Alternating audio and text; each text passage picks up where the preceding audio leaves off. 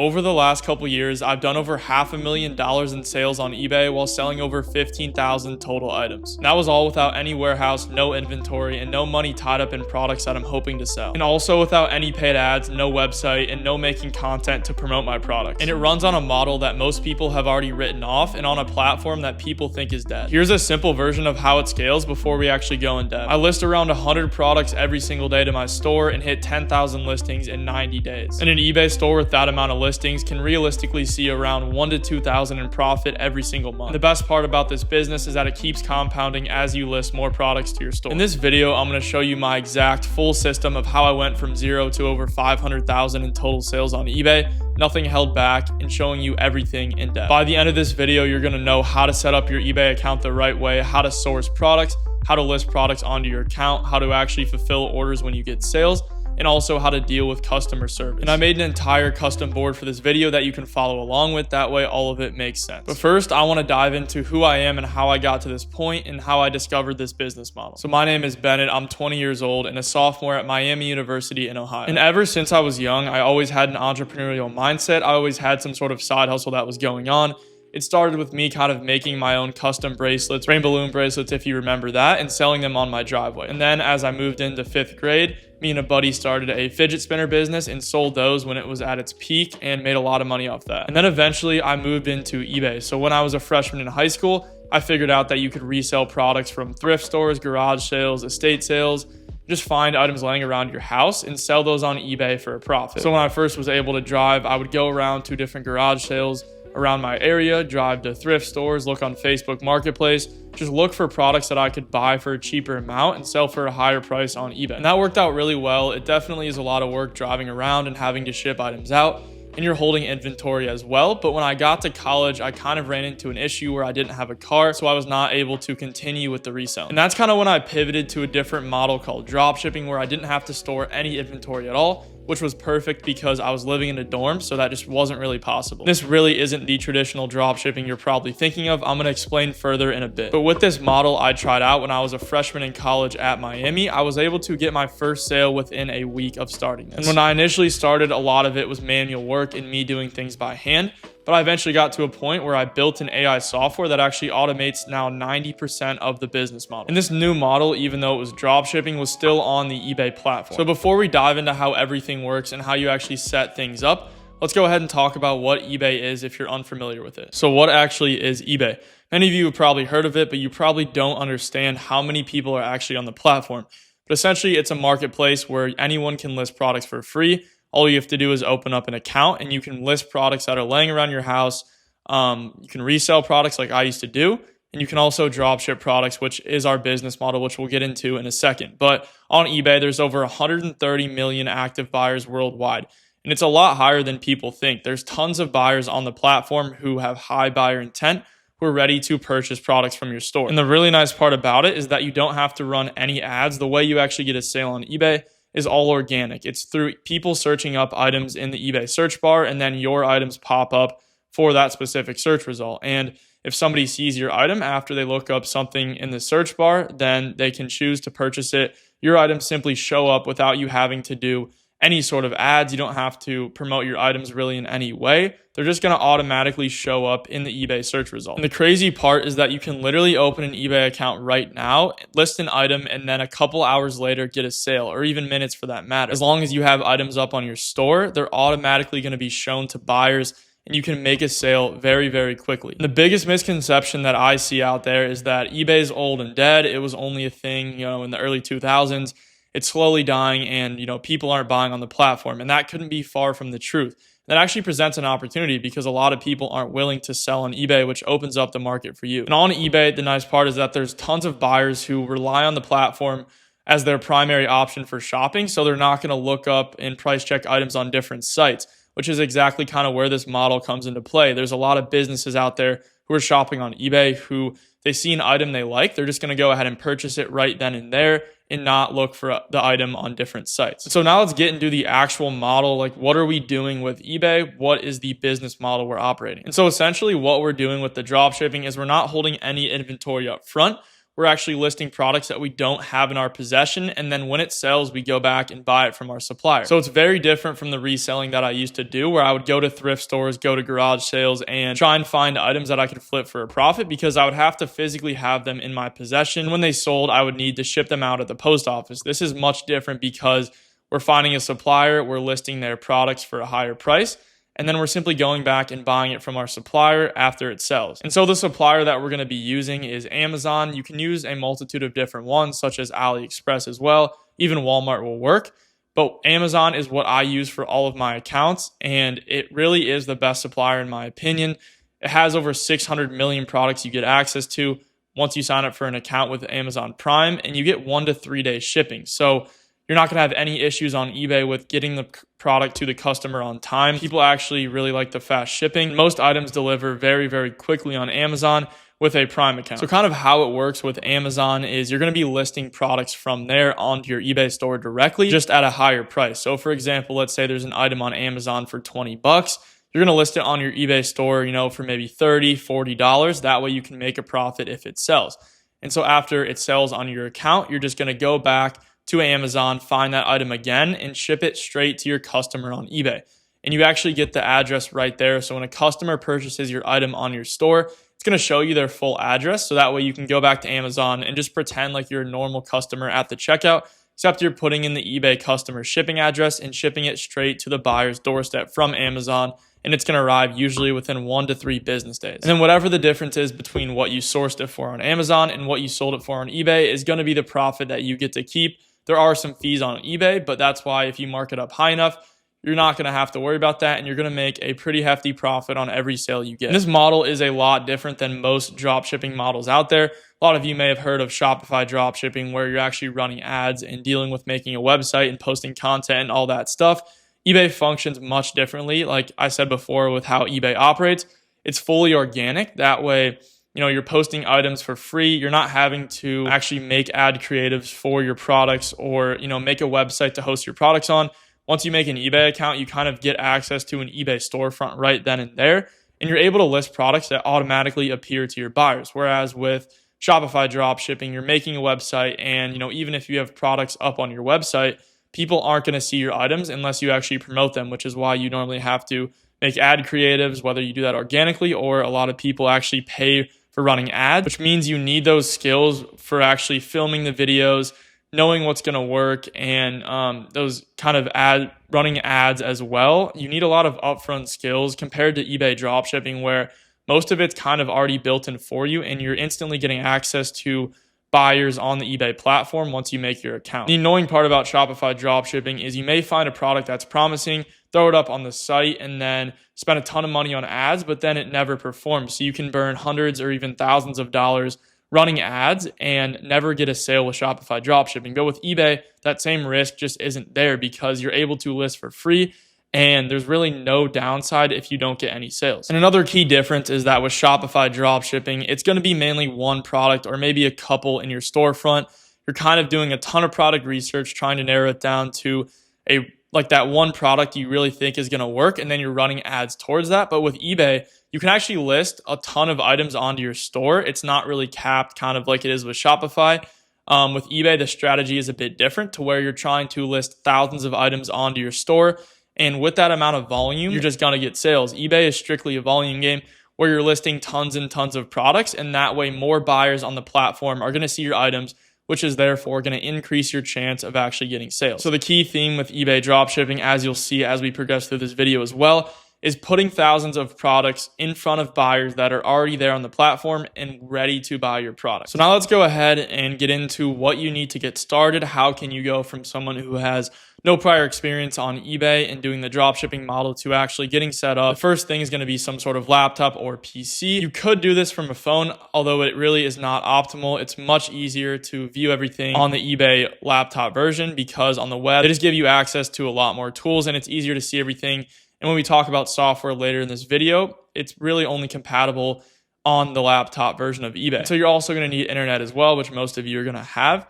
And then the next thing is going to be a free eBay seller account. So many of you may already have one that you used to sell items in the past, or maybe you've bought items on there. Either one will work. That's actually a better situation. If you already have an eBay account set up, then it's going to be more trustworthy in eBay's eyes. And the older the account is, typically the better it will do and the less prone it is to dealing with restrictions and that type of thing, because eBay just trusts you more if you've been using their site for long. So if you don't have an eBay account yet, it's not a problem at all. You can simply open up one for free in literally minutes. But either way, you're going to need that eBay account to be set up, because that is our marketplace. That is where our customers live and where we're going to be posting our products to. And so the next thing is going to be Amazon Prime. Like we talked about when we went over what the eBay dropshipping model is, we talked about Amazon being our supplier. And so we're going to need an Amazon Prime subscription for this. You may be thinking, can I just use a normal Amazon account? And typically I wouldn't recommend it, because on some items, if you don't have Amazon Prime, you're going to end up paying shipping, and the shipping times can be a lot longer as well. You really want to make sure you have Prime. That way items arrive super quickly. Customers are going to be satisfied with that. And it's only $15 a month, which is well worth it. And for it being your supplier and where you're getting all of your products from, it really is a reasonable price. And if you're a student as well, like in college or in high school, or I think under the age of 22 it may be, you get a deal on Prime to where it's either like a 6-month free subscription or it's just half off. I know on a couple of my accounts, I'm literally not paying anything for Amazon Prime because I'm a college student. I get 6 months for free. So that's something you should look into if you're a student. So Amazon Prime is our supplier, where we're getting our products from, and then eBay is our marketplace, where those products from Amazon are actually going to, so they can be shown in front of buyers. So the last thing you're going to need, it is not required, but I would 100% recommend it, just because if you want to scale this business model, doing everything by hand is just kind of out of the cards. It's very hard to compete with these people who are using automation software and able to list tons of products, because the way you actually are successful on eBay is by listing as many products as you possibly can, and listing becomes a bottleneck if you're doing everything by hand. You can definitely start that way, and a lot of people that I help and deal with have started doing things by hand just to kind of get the ball rolling and understand how the business model works, and then you can pivot to software later. But if you're really in this to scale, I would recommend getting a software up front.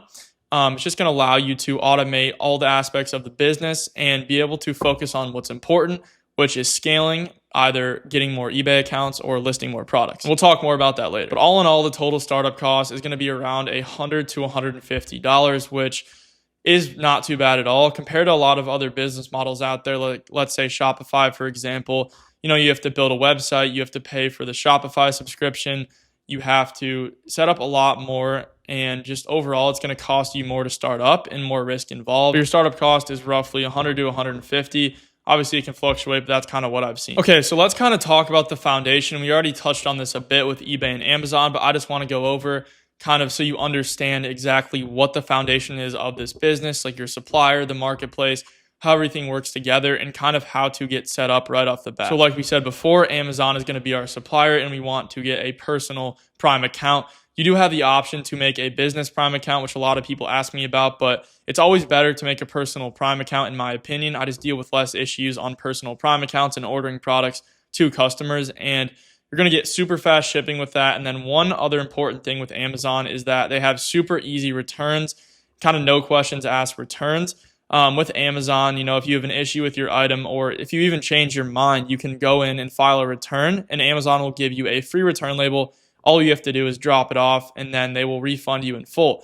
And why is this important for eBay? Well, if somebody wants to return the item on eBay, let's say you sell an item and somebody changes their mind, or maybe it doesn't work out for their situation and they want to return it, then in that case, all you have to do is just go to Amazon, and then you can give your buyer the return label directly, and then they will just ship it back to Amazon as you would as a normal customer, and then Amazon will send you a full refund. So dealing with shipping is totally free, and the fact that it's free on Amazon allows you to not lose money off of returns like other business models out there. If you get a return on your account, you literally are breaking even on the transaction. Like I said before, if you're a student, go ahead and grab that discounted promo, a really good deal there. And so for the eBay account, it's similar to Amazon, where you can make a personal account and you can also choose to make a business account, like setting it up through an LLC or a sole proprietorship.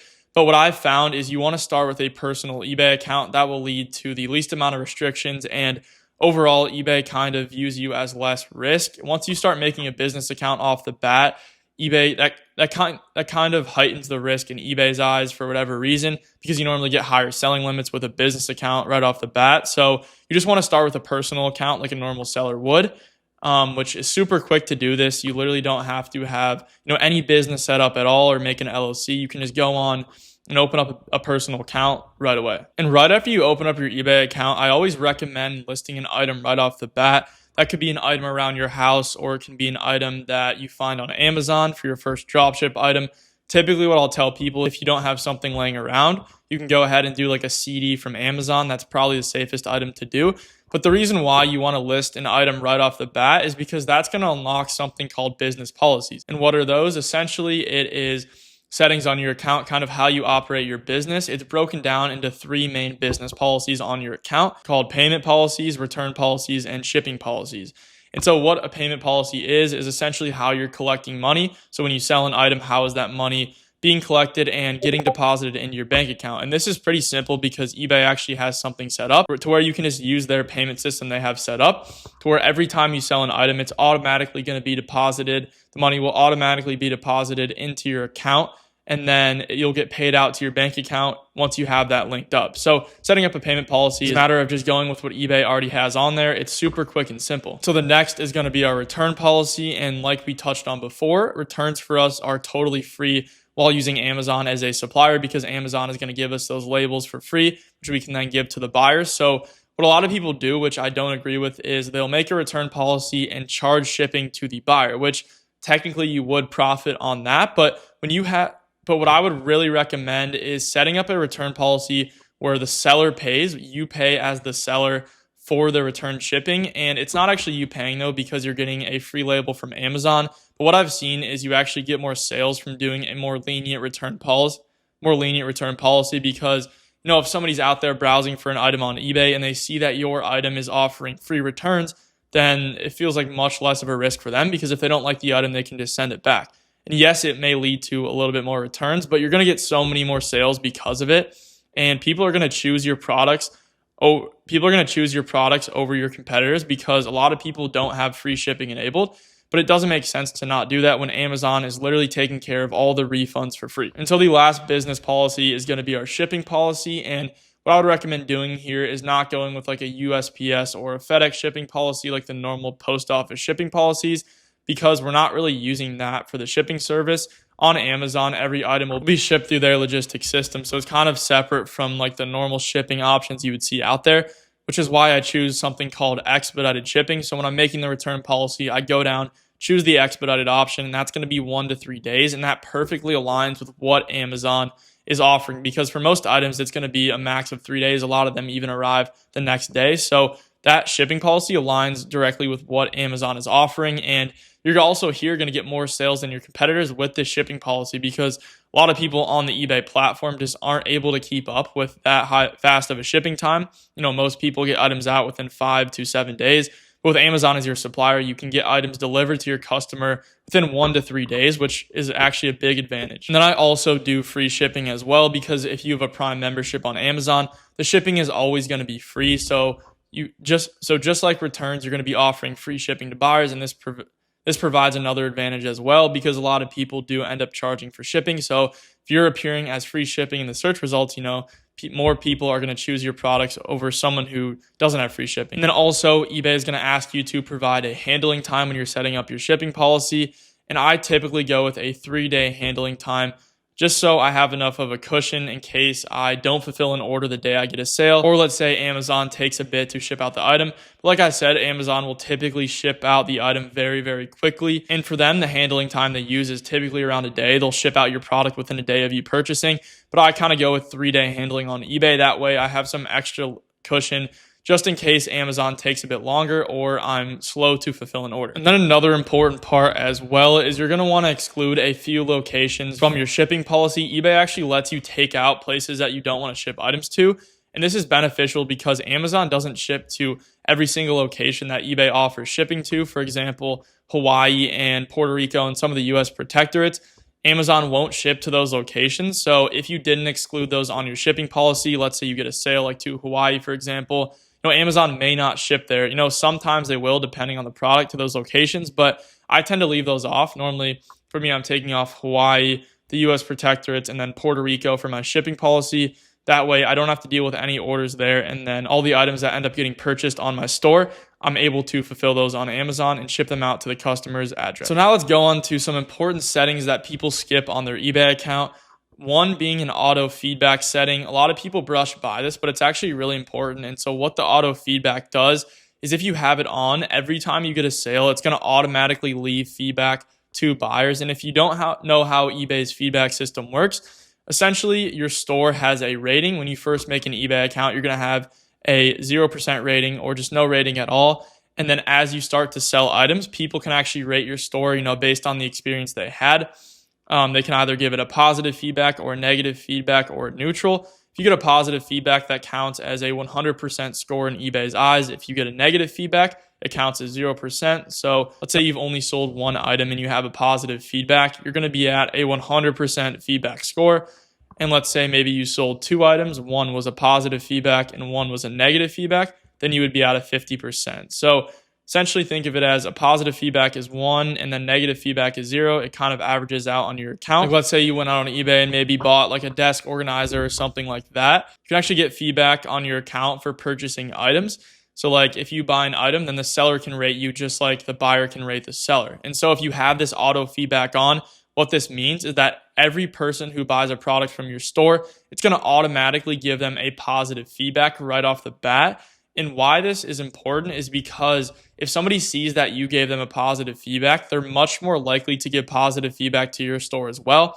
And feedback is pretty important for running your eBay store. You want to be as close to 100% as possible. So the more good feedback you can get, the better. And it's just going to boost you in eBay's algorithm and kind of help you get more sales. So you want to have the auto feedback on. That way, you're giving out feedback to buyers automatically without you needing to go in and do it by hand, which is going to lead to more buyers giving you feedback as the seller. And so another important setting is called the RMA setting. And this is a return setting, and you want this toggled on. By default, it's going to be off on your eBay account, but when you make it, you want to toggle this on. And what this allows you to do is when somebody files for a return on your eBay account, if they want to return an item, it gives you a chance to actually step in and then provide the Amazon label to the customer. If you don't have the RMA on, what's going to happen with a return is as soon as the buyer files the return on your eBay store, eBay is instantly going to give them a shipping label. And then the issue with that is the buyer will ship the product directly to your house, which is not ideal because the way you want to run your store is every return you get, the buyer is going to ship the product directly back to Amazon, so you don't have to touch the item. That's kind of the whole point of this business model, is you not touching any of the inventory yourself. So with the RMA on, it gives you a chance to see the return that came in, kind of process it on your end, get that return label from Amazon and send it to your buyer. That way they can use the Amazon return label over the one that eBay gives them. Don't worry, we'll talk more about this once we get more in depth on customer service and dealing with returns. And the last setting here, which is probably the most important one in my eyes, is listings staying active when they're out of stock. And again, by default, when you first make your eBay account, it's not going to keep your listings in stock when they sell. Typically how it works is if you sell an item, it's going to get removed from your store and you have to relist it, which means it doesn't have all those previous views or watchers on your item, and it has to get re-put through the eBay search results, which can kill the momentum once you get a sale. Like let's say you're listing an item from Amazon, like a car part, for example. Almost all the time, it's not going to be just one of those available. The way Amazon works is every single item is going to have a multiple quantity on it, so you're able to purchase more than one. And what this setting does on eBay is when you enable it, it allows you to keep items in stock after they sell. So that car part you listed from Amazon, you initially maybe started at a quantity of 1, but if it sells and it goes out of stock, it's not going to get totally removed from your store. So what you can do once you sell an item is this setting allows you to mark the quantity back up, which is super important because once an item sells, it has a much, much higher chance of selling again, because when an item sells on your store, it gets pushed in the eBay search results. eBay thinks it's a good item. More buyers see your item, and that leads to more sales. So you want the items that you're selling, you want to take advantage of those, and that's done through the setting right here, because it allows you to keep items on your store that are doing well and they can keep selling over and over again. For example, I had this card organizer for like Pokemon cards or sports cards on my store, and it's sold over 100 times over and over because I was able to keep it on my store and keep restocking it. And so the last step of setting up your eBay account is going to be wiring it for the tools you're going to use later. Like I touched on before, you really want to use some sort of software to kind of automate everything and allow you to scale your eBay account. And with the initial setup, there's a few things you want to do to actually get it ready for when you're using software on your account. And the first is going to be enabling the SKU option. And what this is going to do is allow software to track all of your inventory. A SKU is essentially a custom code that's used for every item, and it allows you to keep track of all the items in your store. I'm going to go more in depth on this later, but specifically for the software that I built called Dropanion, this is a super important setting because it's how our system actually tracks your items and allows us to do things with them. And plenty of other softwares function the exact same way. So you're going to want to enable the SKU option for your listing once you do that first manual listing from scratch, like the CD we talked about earlier, or if you have an item laying around your house, you can enable it from there. And then another thing you want to do is enabling a certain setting for the description. So you'll see this when you go to list a product, but there's an option that actually allows you to enable HTML descriptions. And this may sound complicated, but essentially what it allows you to do is inject a custom description that looks super nice, really well formatted as your description, which just allows you to stand out. And the software that I built will use the HTML to formulate an optimized description. And other softwares will use this as well. So that's something you just kind of enable one time and it's going to work forever. You're just going on and doing that one manual listing right off the bat, and then enabling these options, and then it's going to apply for every future listing and allow whatever software you use to actually use those features and be able to optimize your listing. So now that we've talked about the foundation and all the things we have to set up to successfully operate on eBay, I'm going to go ahead and show you now the setup videos for eBay and how to set up your account, apply all these policies, the shipping policy, return policy, and payment policy, as well as all the key settings and wiring up your account for the software. I'm going to show you some videos directly from the Dropanion eBay dropshipping course. And if you watch through them, it'll show you exactly how to set up your eBay account if you're brand new and you're trying to set it up with the correct settings. If you want to skip it though, feel free. You can continue on as we move down here into this next section. But if you actually want to set up your eBay account correctly to get ready for dropshipping, then you can go ahead and watch this next part of the video here. It'll be 2 eBay account setup videos taken directly from the Dropanion course. In this video, I'm going to be showing you guys how to successfully set up your eBay account. This includes creating your eBay account if you're brand new to the platform, and then also setting up some key business policies and key settings on your account. That way your eBay account is ready for eBay dropshipping and it's fully optimized. So that's what I'm going to be going over in this video. If you already have an eBay account, that's totally fine too. You can skip to the 1 minute and 40 second mark of this video. That's where you'd want to go to if you already have an eBay account. But if you're brand new to the platform and still need to create your first account, then you can just continue watching from here. So the first thing we're going to do here is look up create eBay account. And then we're going to go down here to where it says create eBay account. And then we're going to go ahead and click it again. And then it's going to take us to a page that looks like this. There's going to be 2 options at the top. One is personal and one is business. And I recommend doing the personal account to start. And then once you hit your selling limit on the account, you can go ahead and convert it to a business account. But a personal is totally fine to start off with. And so you're going to put in your name here, email, and then a password, and then click the create personal account at the bottom. So I'm just doing a test account here, so I'm going to put in some test information. And then we'll go ahead and click create personal account. And then that's going to take us to a page where it's going to make us add our phone number just to kind of verify the account. So we'll go ahead and put that in here. And then click continue. It's going to send us a code, and then you just look at your phone and put it in here. And then so after we're in our account, we want to go to where it says my eBay here and then click on selling. And then it's going to ask us to put in our address where we're selling from. You can just put in your home address here. And then after we have that information in, we're going to go ahead and click continue. And then now we're into our selling dashboard. So you should end up on a page that looks like this. And so the next step after we're at this page is to actually get the first item up onto your eBay account. And the reason why is because we want to unlock certain settings that are only available once you actually have a listing up, such as the business policies. And then there's a couple other settings you want on to kind of optimize your account for drop shipping. So what we'll do here is we'll go ahead and list an item. And what I recommend doing at the start is just listing a CD from Amazon. And it can really be any CD you want. Maybe pick your favorite artist or a CD you think will sell well. But I'd go ahead and load up Amazon here. And then for this example, I'm just going to go ahead and do a Drake CD. So we'll look up that. And then you want to find one that's an audio CD just to kind of make sure it's physical and going to be shipped to the buyer if it sells. And so we're just going to go ahead and pick this one here. This one looks fine. And then all we're going to do to actually list this item is we want to copy the title over. So for me, it's take care. We're going to copy that, go back over to our eBay selling dashboard and click list an item. And then eBay is going to give us a box where we put in what the CD is. So in my case, I'm just going to paste that in. It's going to be take care and then CD. And then we'll simply just click this blue search box next.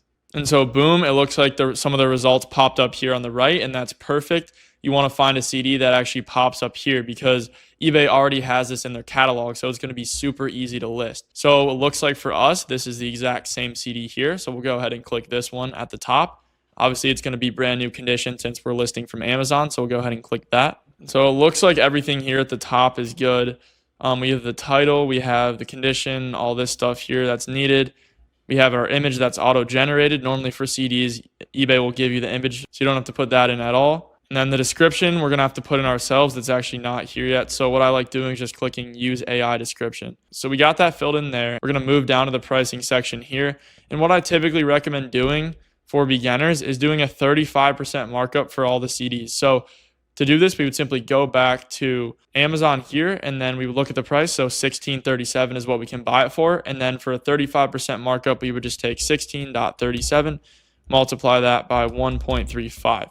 And that's going to give us 22.09. You can honestly round up. It really isn't too important. So looks like our result is 22.09. And so we'll go ahead and do 22.1 for our price. Keep scrolling down here, and we have to set up our shipping.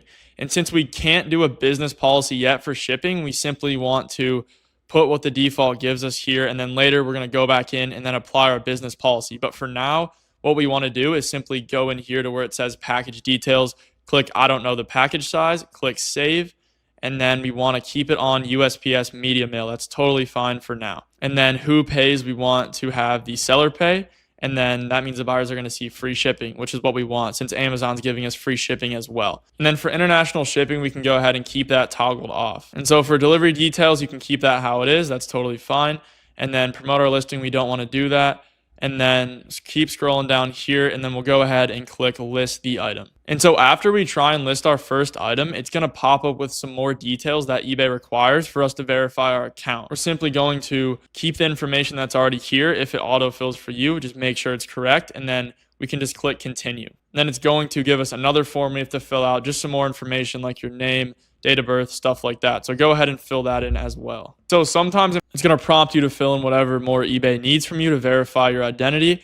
And then after you're done with all of these steps and you're verified, the listing should show up on your account, and then we can move on to the next step, which is setting up some key settings and business policies in our eBay account. And after you've done all the verification for the account, you're going to end up on a page that's like the selling overview, the seller hub, something of that nature. And so the next steps are to simply set up our settings and our business policies, and then we're pretty much ready to go.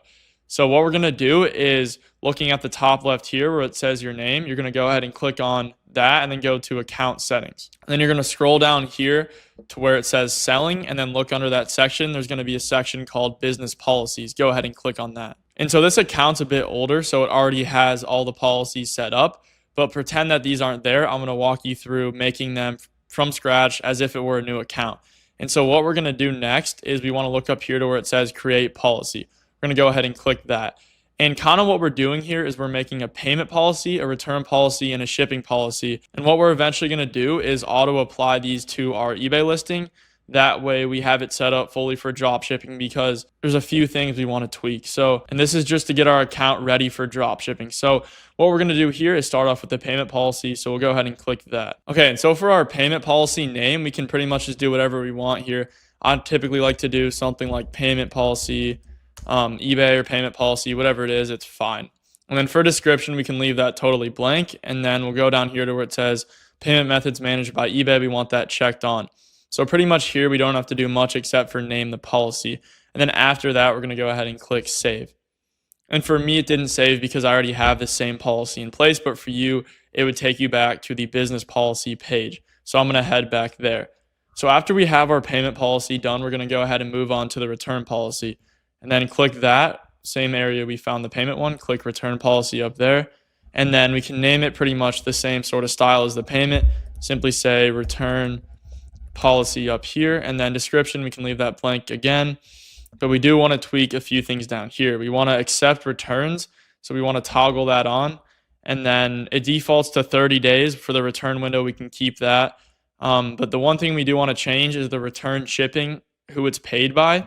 Instead of the buyer paying for it, we want us to be paying for it. And the reason why is because Amazon actually gives us free shipping labels. So anytime a buyer opens up a return, there's no need for them to pay for it. We can simply give them the return code from Amazon at no additional cost to us.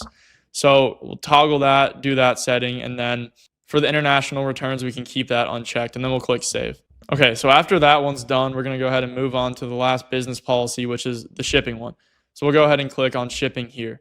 And then same thing as the other ones, name it shipping policy. We can leave the description blank. And then we're going to want to scroll down to where it says domestic shipping and our primary service, because right now we don't have any service in place to actually ship the product to the customer. So we want to click this add primary service button right here. And since Amazon shipping is really fast, it's normally 1 to 2 days, sometimes 3. We want to do the expedited shipping option for the buyer. So we'll go ahead and scroll down here to the expedited section. Should be right here, right at the bottom of the expedited services section. So we'll go ahead and check that. It's 1 to 3 business day shipping, which is perfect. That matches almost exactly what Amazon Prime is going to be offering us. So after we have that done, we want to offer free shipping as well, because that's what Amazon is giving us. So check that. And then there's a couple more things we have to do here at the bottom. So for the handling time, it defaults to 2 business days, but we want to go ahead and increase that to 3 business days, because sometimes Amazon will take that long to ship out the product. And then for the excluded locations, this will default to nothing, but we want to do the top 3 here in domestic. And the reason why is because Amazon normally doesn't ship to any of these areas like Alaska or Hawaii. So we want to check all these off to make sure no buyers can order from those locations. So after we have all this done, we're going to go ahead and click save. And again, it didn't save for me because I already have the exact same policy, but for you it will, and it'll take you back to this page right here. And so after we're done with the business policies, there's a few more settings we have to do on the account to get it optimized for eBay dropshipping. So what we're going to do after we're done with the policies is go over here to where it says selling preferences right under the section we're currently in. Okay, and the first thing we want to do here is look where it says automate feedback, and we want to click edit right here on the right. And we want to make sure this is checked on, the automate leave positive feedback. And what this is going to do is every time somebody buys a product from our store, it's going to automatically leave a feedback from our account to the buyer. And that makes them more likely to leave a feedback for us as well. So we're going to go ahead and save that on the account. And the next setting we want to do is where it says return preferences here. We want to click edit. And then we want to make sure the RMA number is checked on. And what this does is every time a buyer opens up a return on our account, it's going to make sure that they can return the item back to Amazon instead of directly sending it to our house. If you don't have the RMA number checked on, the buyer is going to just ship the item right back to your house, and then you're going to have the extra step of having to go return it back to Amazon yourself. So we'll leave that checked on. And then the last thing we're going to do here is where it says listings stay active when they're out of stock. And we're going to go ahead and check that. And what this is doing is every time we sell an item on our account, it's not actually going to go away and leave our account. It's going to stay up. And then what we can do is increase the quantity on the item we sold. That way we can keep selling a hot selling product over and over again. And I actually have products in my store that have sold over 70 times. And it's because of this feature right here, because I can keep marking up the quantity and selling it to new buyers. So we'll keep that checked on. And that's pretty much it for the account setup. And your account is ready to start drop shipping on. And the next steps are to go list your first real item on the account and make sure you apply all of these new policies to the listing so that it works in the future when you start using software to automate it. And even though we did already do a listing, that was pretty much just to prompt the verification from eBay. We still want to go ahead and do another listing on top of that to make sure all these settings apply to the new listing. Okay, so now your eBay account has all the key settings turned on as well as the business policy set up, and it's really close to being ready to be drop shipped on. There's just one last thing you have to do in this setup module, which is doing your first real listing. And I know we already did a listing here right off the bat, but that was only to unlock certain settings and certain business policies on our account. We actually have to apply those policies that we just made to our eBay listing form. That way it saves for any future listings we do. It's going to save us a ton of time. So essentially in the next section of this module, you're going to be doing another CD listing and then simply applying your shipping policy, your payment policy, and your return policy to that listing. That way it sticks and it saves for any future listings you do. Go ahead and move on to the next section in this module. Okay, in this video, I'm going to be showing you guys how to do your first true eBay listing. And I know we already did a listing in the prior video when we set up our eBay account, but the thing is that was just to unlock some of the business policies and other settings so that we could go ahead and toggle those on. But this listing right here that we're about to do is going to be the listing that applies those business policies we just made and make sure all the settings apply to our listing. That way it saves for all of our future listings. So like the business policies that we made in the last video, those are made on our account right now, which is good. They're there. But the thing is that we have to actually apply those to our listing form so that it saves for all future listings. Because if we don't do that, it's just going to be a lot of manual work. Every time we do a listing, we're going to have to toggle that on. So we're just going to do a real quick listing right here. We're going to go ahead and do another CD, and we're going to do the same markup, kind of same sort of stuff we just did in the prior video, except this time we're going to apply all of our settings onto the eBay listing so that once we set it up, it's kind of a one-time thing, and then our account's going to be fully ready to be drop shipped on. And so one thing I do want to note real quick is that the page you should be on is the exact page I'm on now, which is the eBay Seller Hub. That's where you're going to want to do this listing from, just so you get all the settings that eBay has to offer. If you're using a different format, you may not get some of the settings that are necessary to actually have the Dropanion tool work properly. And so if you're not on this eBay Seller Hub page, then go ahead and watch this real quick. I'll show you how to unlock that. And if you're not on the eBay Seller Hub, you're most likely on this My eBay Selling Overview tab. It looks very similar, but you still want to make sure you're on that Seller Hub tab that I'm on when you do this listing, just so you get all the proper settings. And so here's how you'll unlock it. For those of you who are on this tab that says My eBay Selling Overview, then the way to unlock it is just going to a new tab and then looking up eBay Seller Hub and then click enter, and then the first result should be eBay Seller Hub right here. So go ahead and click into that. It's going to pop up with a page that looks like this, and it's going to basically going to ask you if you want to opt into the Seller Hub, which is the exact tab that I was initially on and the tab that you want to be listing your products from. And so what you'll do is after you're at this page, just simply click the Start Using Seller Hub button, and then it's going to direct you to that tab that I'm on now. And so at this point, you should be on this Seller Hub tab, and you can proceed with the video and doing this listing. And so we want to start off on our seller overview tab right here, or we can go to the listings tab, either one. But the main thing here is that we have our create listing button. Since we're going to be making a listing, we want to go ahead and click on that. So we'll go ahead and click create listing here. Okay, and once we've done that, we're going to go to Amazon and we're going to find another CD that we can list onto our account. And I know that we just did a CD in the prior video, but we want to do a different one than that. Whatever you used in the prior video, just find a different one. Not the biggest deal. So let's go ahead here. Maybe we'll do like a Taylor Swift CD here.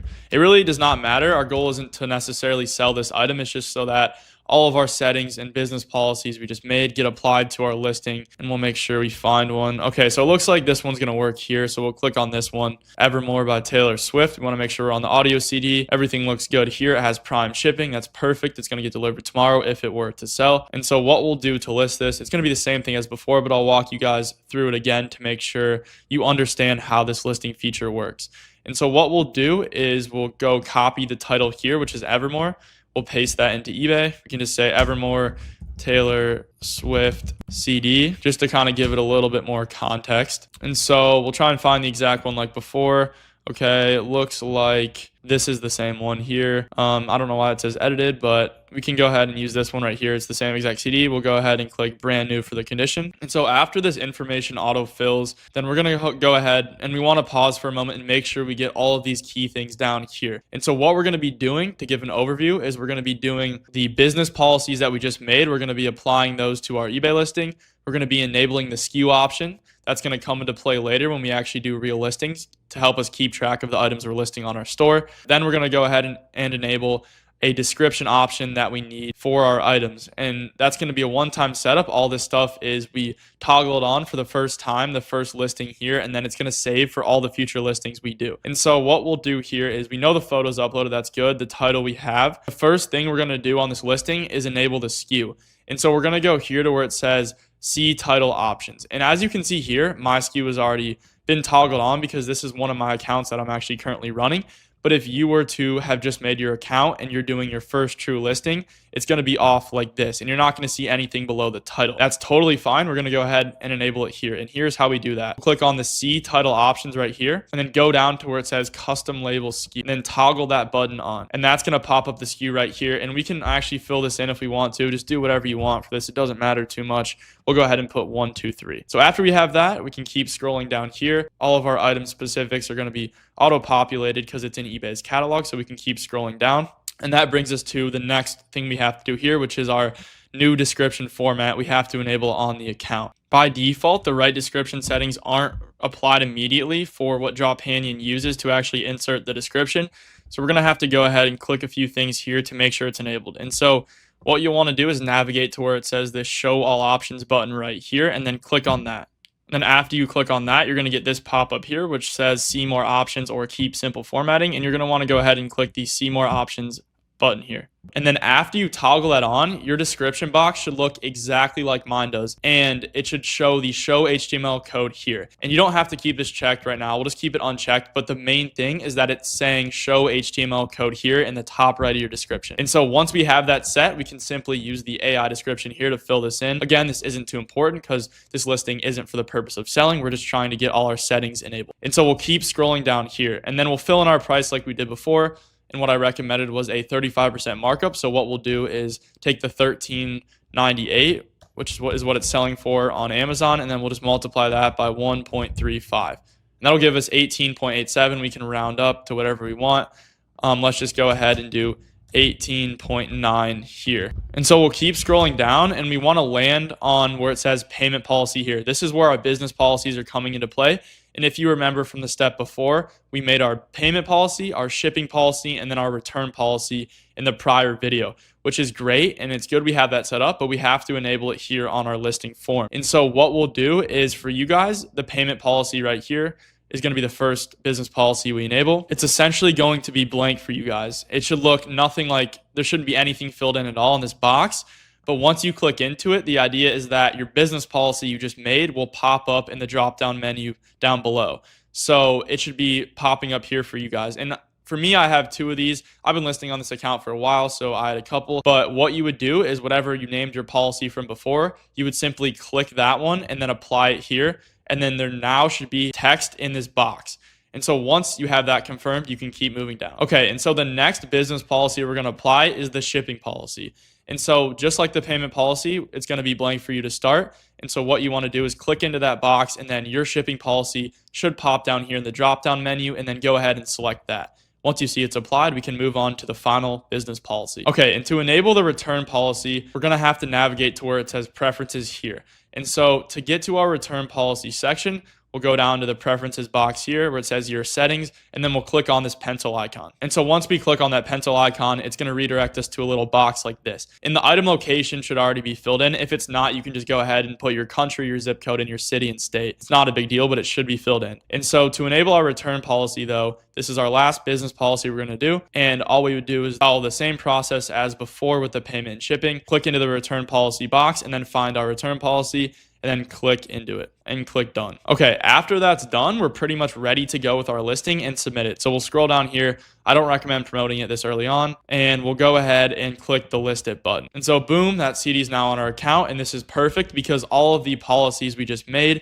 are going to be applied to every future listing we do. We don't have to go back in and do any of that stuff. And same with our SKU, that's going to be enabled. And then our description format that we want is also going to be there for the next listings we do. So now let's kind of dive into the actual part of this video where we're going to be talking about running the eBay dropshipping store, what that entails, kind of what you're going to be doing on a day-to-day basis, all the different aspects that you have to manage. And I kind of broke that up into 5 main pillars here.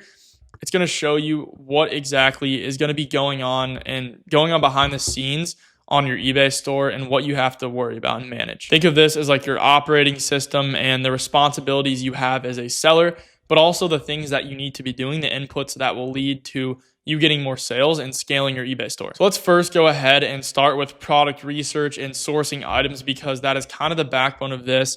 You obviously want to be finding good products that you can list onto your store, and you can't list if you haven't already found good products. So let's go ahead and dive into that and start off with finding products that you're going to be listing on your eBay store. Okay, and so the main theme with eBay dropshipping that I want to start off by saying is that it's not a game of finding a few perfect products, like finding 5 or 10 items that you think are going to do really, really well and listing those on your store, hoping they're going to sell.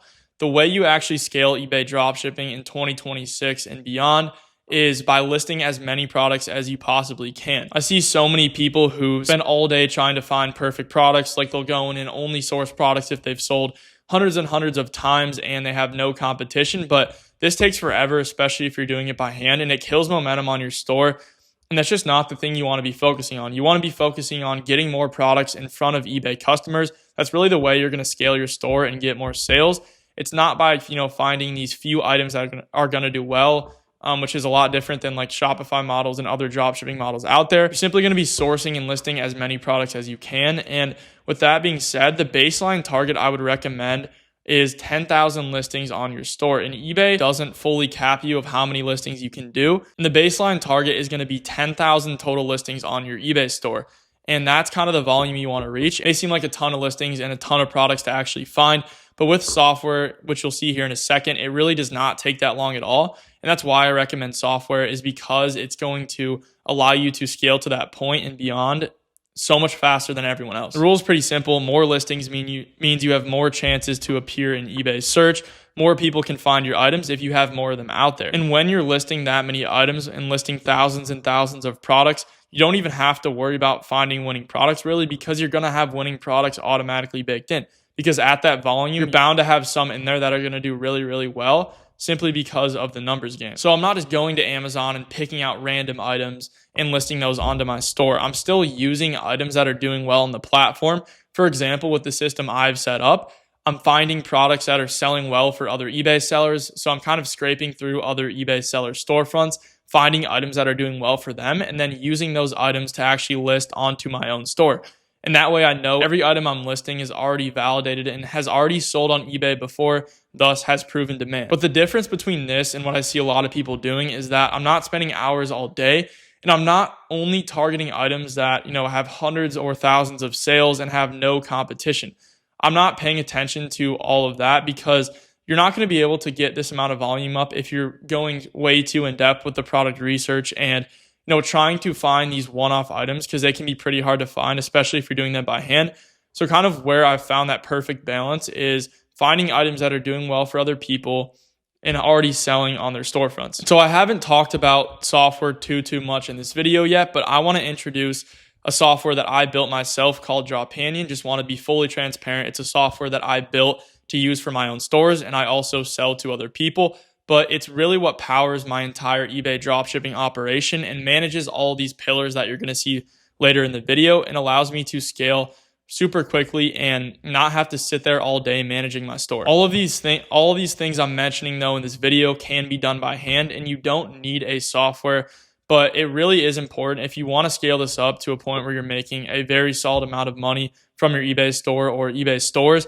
You really should invest in some sort of software. I'm not pushing you to buy Dropanion at all. I'm just going to go over it in this video because it's how I automate my workflows, and that's how I actually automate my accounts. But full transparency, Dropanion is a software that I built. Just want to put that out there. And it's something that I used to run only on my stores and use it to scale my stores. But I eventually got to a point where I wanted to sell it to other people because I saw the potential of it. So kind of brought it out into the market, and now it's available. Now it's not only available for me, I still use it on all my accounts, but anyone out there can get access to it and plug it right into their eBay store. So let's go ahead and now dive into the product research tutorial with the Dropanion software, just to show you my exact workflow and exactly how I find these products to list onto my store. Okay, so for the Dropanion software, which is what I use, I'm simply just going to click on it. It's a Chrome extension, so it'll sit right here in your toolbar on your Chrome profile. But to actually find products, I will just click on it, and then we have all these tabs here. Don't worry about any of these other sections. I'm going to go over them later. Right now, we'll just focus on the product research part because that's what we're talking about. So to actually get products that I'm going to sell on eBay, I'm going to click into where it says product research right here. And so there's two types of product research methods that we have with the Dropanion software. The first is going to be the seller scanner, which is what I just talked about. It's going to go into other eBay seller storefronts. It's going to find the items that they're already selling. And then it's going to find Amazon supplier links based on items that are already selling on eBay. So for example, let's say we find a seller named John on eBay. We're going to go into his storefront, and then we're going to find items he's selling. Maybe he's selling a lot of car parts, and like specific car parts, maybe for a Toyota car. The software is going to scrape those items, and then it'll look up those products on Amazon. That way we can kind of get products to list based on exactly what's selling for other people. And the second tool with Dropanion is going to be the targeted search. And this basically allows you to find items of your choosing that you already want to list. So if you have some listing ideas of what you think will work well, or if you already kind of know what works well, maybe you've sold a few items on your store before and you want to actually find links directly based on that from Amazon, you can simply just type in a term here and it's going to return those items for you. So this kind of is if you already have some ideas of what to list. Like for example, if you think like home decor does well, you can type in items based on that. And then it's going to go through Amazon and give you items based on exactly what you typed in here. You can kind of choose your price range of items you want to get, the review count, the number of results you want, and the minimum stars, whether or not you want it to be prime. But for the most part, especially if you're a beginner, if you're using a tool like Dropanion, it's going to be the seller scanner tool that you're using. And the seller scanner tool is probably the easiest way. If you don't already know what sells, this will find products for you automatically. So I recommend everyone who's just starting off, if you decide to end up using Dropanion, obviously you don't have to, but if you end up using Dropanion and you're starting off, the seller scanner is what you want to start off with first, just to kind of figure out what sells and what's working for other people. That being said, though, this workflow can be done without a software. What you would simply do is just find other eBay sellers by hand and go into their storefronts and then filter by their sold items to see what they're selling. And then you can get ideas based on that. This just kind of automates the entire process and does the work for you. So let's go ahead and walk through this tool real quick. And essentially what you're going to be doing is we're going to start off with a price range here of like the items we want to grab from Amazon. So like, let's say we want to target maybe the range of $20 to $50. That means the software is only going to return items on Amazon within that price range. And what I found is this is a pretty good range to start with, or maybe something like 15 to 50. You want to be starting with kind of that mid-tier item range. I don't recommend going super high, like doing super high ticket items or super low ticket, because you just won't make enough profit. But kind of the most optimal range I've found for starting off is around 15 to 50. So after we have our price range in there, the next step is going to be putting in an Amazon product URL here. And you're probably wondering, why the heck are we putting in an Amazon product here? And I'll explain to you fully how it works. So you're going to go, so once you put in an Amazon product link here, that's going to give the software something to go off of to actually find these sellers that we're going to scan later. So the software needs a way to actually identify other sellers, or in our case, other eBay dropshippers that we can scan. So by us putting in an Amazon product URL here, it's going to allow the software to open up that Amazon product on eBay to see other people who are listing Amazon products to eBay, which is the exact business model that we are doing.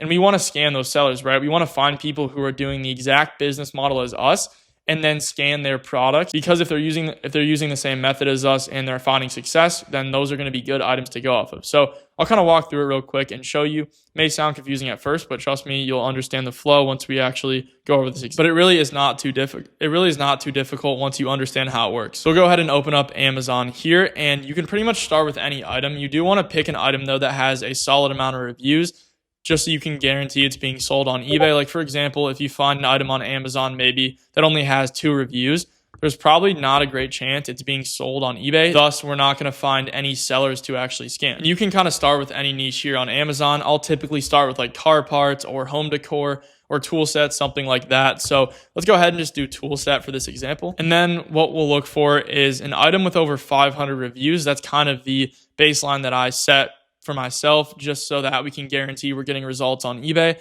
Because if it has over 500 reviews, there's a good chance there's somebody else out there selling that item, which means the software is going to be able to find those people selling the product, and then we can scan their stores. So looking at the first results here, looks like we have an Amazon item. I typically would stay away from Amazon items, but let's go over here to maybe this item right here. It looks like a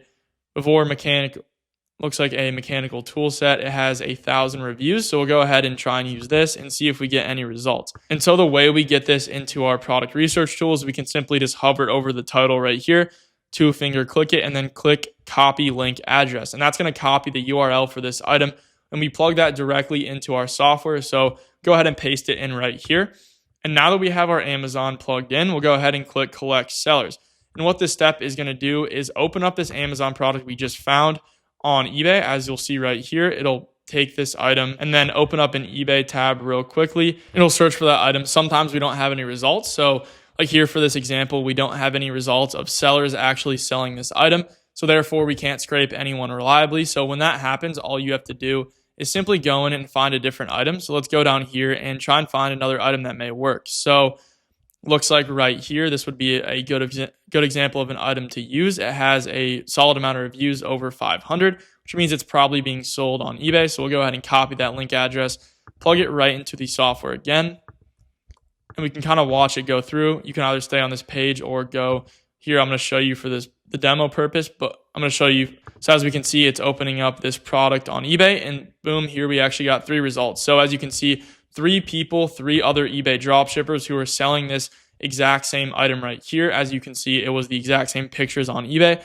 So we know those people that we just scraped are other eBay dropshippers, and they most likely have items that we can scrape, and then that'll give us items that we know are going to sell well and are proven. So going back to our product research tool here, as you can see, it collected 3 people from that run, 3 different sellers.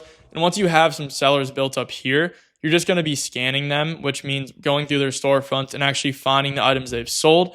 So what we'll do after we have a list of sellers, typically I'll try and get around 3 to 5. So just go and do this first process until you get 3 to 5 sellers. But we'll go ahead and click the scan sellers button after we have this amount of sellers we want. And then what this is going to do is go through each of these seller storefronts and scrape their sold items. So it's going through and finding items that they have sold, and then it's going to look those items up on Amazon. As you can see, it's doing right here. All of these titles it's looking up in the search bar are titles of items that have already sold on eBay for other people, and it's going to be returning results for us every time it does a search. So it's going to keep going through, and it's going to go through until all of the products have been searched. So we can kind of see a live log of it here on the product research tool. As we can see, it's searching Amazon right now, and it's returning us Amazon links that we can then list. So you'll just want to sit here and let it run out. And you'll kind of just want to sit here and let it run out and give you a ton of products to list. But hopefully what you can see now is that it's not going to take you all day to find promising products to list. With software, it's literally finding us products as we speak. We've already found a solid amount in just a matter of minutes, and it'll keep running and spit out even more products. So we're simply just letting it run, and it's going to give us a big list in the end. And then we'll move on to our listing product step once we actually have these products. Now I'm just going to go ahead and stop it just for time purposes. So we'll go up here and click stop. And then as you can see, it's going to put all of our Amazon links that we just collected here on the right side. So all of these links are based on what other people are selling, and these are ready to go for the listing step. So now that we have proven products that are ready to be listed and you kind of understand how finding products works, let's go ahead and dive into the listing step, which is kind of the next step. And as you'll see, all these different pillars are kind of in order here of what's going to happen first. And so we just went over product research and how that works with the Dropanion system that I use. Now let's go ahead and talk about actually listing products onto your store. Okay, so now we're going to go ahead and get into listing products onto your eBay store, because at this point in time, we've already sourced our items. And the next step is to get those items that we found onto our eBay account so they can actually sell. So the key here, like we said before, is that it's a volume game, and you want to be listing as many products as you possibly can. And eBay does cap you to an extent, but for the most part, pretty much every account can get thousands and thousands of items onto their store and reach a bare minimum of 10,000 listings in total, which is what I recommend as the minimum for your storefront. There's kind of 2 things you control when you're listing items onto your store, and that would be a markup and a promoted ad rate. And what a markup means is essentially how high are you pricing your items compared to Amazon. So like, let's say I'm using a 100% markup. If there was an item on Amazon for $30, I'd be selling it on my eBay store for around $60. So it just determines how much higher your price is going to be on eBay compared to what the price is that you're buying it for from your supplier. And the next thing is going to be the promoted ad rate. And this may sound like you're running ads and you're giving away a ton of profit, but the promoted ad rate on eBay functions a bit different than most marketing practices. On eBay, the promoted ad rate simply is a percentage that you kind of set for your listing. Whatever percentage you set it to, that kind of determines the visibility your item gets on top of the organic traffic. If you do no promoted ad rate at all, you're still going to get an organic lever that way and get traffic organically through eBay. But I do recommend doing a promoted ad rate. It's going to lead to a lot more sales, because when you do a promoted ad rate, that means you're going to be getting pushed ahead of people in search. Like let's say you have a promoted ad rate of 3% and somebody else that's competing for the same item as you has no promoted ad rate. You're just going to hop ahead of them in the search, and then more people are going to buy your items, even if they're priced higher than other people. But the nice part about it is that you're not paying any money up front. You're simply paying when it sells. So like, let's say I do a promoted ad rate of 5%, which is typically what I'll run on my stores. You're not paying the 5% right away. 5% just means when the item sells for whatever it does. eBay is taking a 5% cut of the selling price. So like if you had an item priced at $100 and you put a promoted ad rate of 5%, then that means eBay is going to take an extra $5 from you at the end of the sale once you actually sell the item. But it's not really too bad. With the markups that I'm running, the super high markups, it really isn't a problem and it's far going to outweigh what you're losing on your margin. Like, for example, I recommend doing a markup of 80 to 100%. That's kind of the sweet spot that I've found. And it's going to allow you to make the most amount of profit. And with that markup, your margin is already so high to where an extra 5% going to the promoted ad rate really is not too bad. You're still going to make plenty of profit. You're going to get so many more sales compared to only organic. So I'd recommend running at least a 4% ad rate. I run a 5%. And then for markup, do 80 to 100%. But there's one key thing to note here, and that is if you have a brand new account and you don't have any items listed whatsoever, it's honestly better to start with a bit of a lower markup. That way you can get some early sales and build some momentum on your account. For example, when you're first starting off, I recommend doing a 50% markup for maybe like the first 200 to 300 items you list. That way you're going to get some early sales flowing in and some good feedback, hopefully, and just it kind of propels your account forward. But the 80 to 100% markup thing definitely stands true still. That's what I do for all of my accounts after that first initial warm-up phase. But when you're brand new, you want to stick around 50%. I've found that it's good just to get some early sales and you just build momentum and it helps your store over time. And it does say down here to start your promoted ad rate at 0% and then go up to 5%. But the reason why is most newer accounts won't have the promoted ad rate unlocked right off the bat. So you won't be able to do any promoted ad rate typically if you have a brand new account. But for some accounts, you have it right away. And if your account is older and you decide to start selling on it, then you may already have the promoted ad rate. But just whenever you get the ad rate unlocked, I'd recommend going to 5% if you can. And now I want to introduce something to you called the 3-month rule here. Basically, what this means is you have a 3-month blueprint, a 3-month game plan, you can think of it, to get to that 10,000 listing mark, because at 10,000 listings, that's kind of when you're going to see those consistent sales rolling in, and you're going to be making a really solid amount of money with the items you have in your store. And so the 3-month rule basically means in 90 days, you should reach 10K items, and that means you have to be listing around 100 items per day. Typically, I'll recommend around 125, but either way, make sure you're doing around 100 per day. That way, after 3 months of listing, you can be at 10K listings. And you're probably wondering, why not just go in and do like 500 products a day? Why not do 1,000 products a day when you have software that is capable of doing that? And that is very true. You can do it with software I built. You would definitely be able to list that many products. But the thing is you don't want to scale too quick on eBay. You can get to a point where you're listing too many products and you're getting sales too quickly to where eBay flags you. And this is especially true if you have a brand new account that you haven't sold anything on before. If eBay sees your sales kind of skyrocket right off the bat and you just go from like 0 to doing 500 in revenue every day, there's a decent chance that eBay will go ahead and flag you just because it poses a risk for them as a platform. Like there's some people out there who, may list a ton of items and then they sell a lot of items but don't fulfill them and actually ship them out, which obviously we're not doing that. We're running a legit operation here on eBay, but eBay has to protect themselves. So you kind of want to fly under the radar and not scale too quickly, but also you do want to scale in a way where you're going to be making a solid amount of revenue. So that number I've kind of found is around 100 products a day, anywhere from like 100 to 125. And you might be wondering, after those 10K listings, what can you expect to make? What type of sales, how much profit? And what I've found is that an account at 10,000 listings for the most part is going to be around 1,000 to 2,000 in profit. Obviously, it can fluctuate a bit. Like I've seen some accounts like about 700 profit. I've seen some, maybe even over 2K. But typically what I've seen is if you're at 10,000 listings on your store, it's going to be around 1,000 per month in profit, not revenue. In terms of revenue, that may be anywhere from 4 to 7,000 in revenue. If you're making 1,000 profit, or if you're making more profit, it'll be more revenue. But typically the margin based on the markup that I use of 100% is around 20 to 30%. So like if I'm selling an item for $100, I'm making right around 20 to 30 net profit on every order. And the average profit I'm making on every sale is right around $10. So when I get the notification that I've sold something on my eBay account, I know, boom, I've made right around $10. That's just the average based on my markup. And that's a lot higher than most people. There's a lot of dropshippers I know who take kind of an older approach that used to work in the past, where you run a super low markup, maybe 30 to 40% markup, and you're kind of at that point just not making enough per sale to really run a long-term operation. There's a lot of people that will do that 40% markup and make like 50 cents to $2 per order, and you have to get so many orders per day to make a solid amount of money. But with this system, me making $10 in profit on every order, I only need like 5 orders a day, and I'm already making like $1,500 in profit every month. So with this method of doing a higher markup and taking the volume approach, you really don't need as many orders per day to hit these higher profit thresholds, which is the nice part. And when I first started doing this, I was chasing that super low markup, trying to outprice my competitors, and I was getting a ton of sales, but at the same time, I wasn't making any money.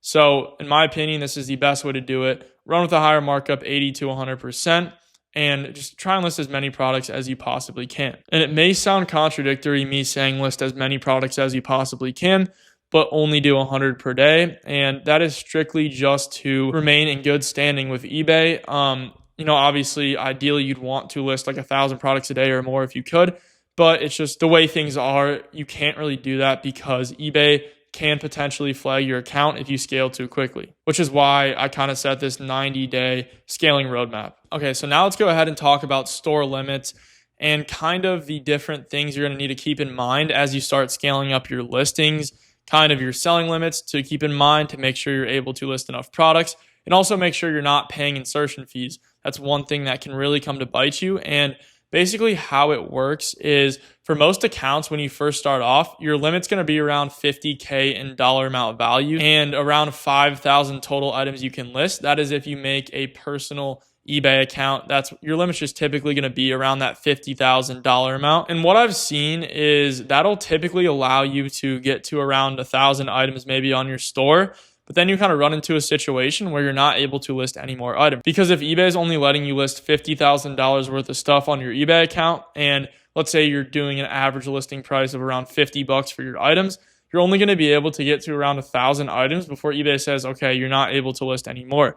And selling limits are a real thing. You can't just go, list an infinite amount of items. There typically are selling limits set for each account, and this also, once again, is to mitigate risk for them. They deal with a lot of people who aren't necessarily good sellers, and they will sell products, not ship them out, ship out the wrong items, and do that type of thing. And they kind of have to protect themselves. It is a bit unfortunate, but there are ways to still scale with these things in place. And so with that personal account limit, like I said, you're probably going to hit your cap at around 1,000 items. But you shouldn't freak out because there's actually a way around it, and this will allow you to scale to 10,000 total items. And the way around it is to convert your account to a business account. And remember, like I said, when you're first creating your account, you have the option, right? You can either do a personal account off the bat for eBay, or you can make it a business account. And I advised you guys to make a personal account, and that still stands true. But you eventually do want to convert your account to a business account because your selling limits will automatically go up when this happens. But you want to start off with personal, again, because it's a lot safer. And under eBay's eyes, it's a lot less risk for whatever reason. So you're going to have a personal account, and then you're most likely going to hit your selling limit. And then at that point in time, you want to convert your account to a business sole proprietorship. And what this means is essentially you're going to be operating your eBay account as a business, right? But you're not going to need any LLC or any formal thing or any formal entity. You can simply do it under a sole proprietorship, which basically means that you're just operating the business under your own name. Totally fine, and allows you to stay in good standing with eBay. But what I've seen after you convert your account to a business account is you instantly get a 10x limit jump normally right off the bat. And so if your limit was, let's say, $50,000 in dollar amount that eBay lets you list, that's going to jump to around $500,000 worth of items that eBay allows you to list, which is going to allow you to scale to that 10,000 listing mark that I recommend. But let's say you have a personal account that doesn't already have a limit cap and allows you to list to 10,000 items, no issue. Like maybe let's say you have a personal account you've used for a while, you sold on it in the past, and you already have a limit that's over 500,000 or above, then you really don't have to worry about switching it to business. There's really no benefit. The only reason I recommend switching your account to a business account is strictly to get that higher selling limit to allow you to scale further. So let's go ahead now and talk about how eBay stores work and how they can kind of limit you, but also how they can help you reach your 10,000 listing goal. And so pretty much for every eBay account that's made in the US, you're going to get 250 listings per month for free. If you make a UK account or some countries outside of the US, I don't know for sure if you're going to get this 250 free listings, but I know for a fact the way US is today, you get 250 for free. So the way you want to do it is kind of list those 250 items right off the bat, which you're going to get done pretty quickly if you're listing 100 products a day. And then after that is when you have to worry about something called an eBay store. And so pretty much what will happen if you don't end up buying an eBay store is eBay is going to charge you for every listing you do. This is something called insertion fees. So like let's say, for example, you list 250 items onto your account and you don't end up buying an eBay store. Every single listing after that 250 is going to cost an insertion fee, and you're going to pay around 20 cents every single listing, which may not seem like a lot, but it definitely adds up, especially with us taking the volume approach and listing thousands of items. So there's something called an eBay store, which allows you to essentially list products for free, and you don't have to pay money every single time you submit a product. So here's kind of how they work. 3 main stores that are going to be on your radar, and the first one is going to be the basic store, and essentially this is the one you're going to buy after you hit 250 listings, and that's going to take you to 1,000 total listings for free.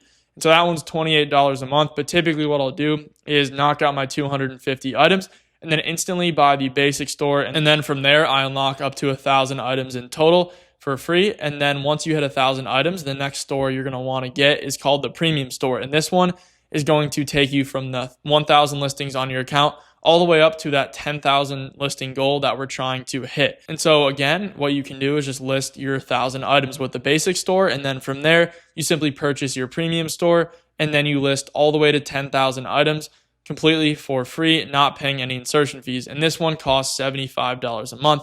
And it may seem like a lot, and it is definitely a decent chunk of money, but at the same time, it is 100% worth it because it's getting you to that 10,000 listing amount, which is going to generate you those consistent sales and profit that's going to come in every single month. And so this one is kind of optional, this next store here called the Anchor Store. And this one is if you're deciding to scale to 25,000 total listings. And this one is if you're trying to scale to 25,000 total listings. And honestly, I think it is a good idea to scale to this amount if you are able to. The only issue is some stores will be capped at 10,000 listings in total. But for some people, if you have an older account, you've been selling on it for a while, your limits may be high enough to allow you to scale to 25,000 listings. And if so, it definitely is worth it. I personally have 2 accounts that I was able to scale to 25,000 listings, and both of them are doing well over 3,000 in profit every single month. So definitely worth it if you can get up to that point, if your limits are high enough, and that store is going to cost you $350 per month. And you always want to pick the monthly plan. That's an important thing. They'll try and get you to buy the yearly store. The issue with that is you get locked in for the entire year, and if you ever need to switch your store, you're not going to be able to do so. So I always recommend going with the monthly plan, even though it is a bit higher. But the insertion fees, the big thing to note here is that the insertion fees will cost a lot more than what you're paying for the eBay store. So just buy the eBay store. It's not worth, trying to pay all these insertion fees while you work your way up to that 10,000 listing mark or 25K if you are able to scale there. If you're wondering what account limit you need to scale to 25,000 listings, I would say if you have a limit of over 1 million, you should be able to get to 20K listings, maybe not 25K, but let's say you have like a selling limit on eBay of 1.5 million or 2 million in dollar amount that eBay lets you list, then you should have no problem getting to 25K listings. Like for example, one of my eBay stores has an account selling limit of 5 million in dollar amount, which means I can definitely get to 25K listings, especially if I'm only listing products for like $50 in price. And just to clarify what I kind of mean by this, I'll kind of walk you through my own dashboard here of my main account. And this account actually has a really high limit. I've been selling on it for a while. Yours will probably be lower, but you can definitely work your way up if you sell on your account for long enough. Typically, eBay will increase your limits over time.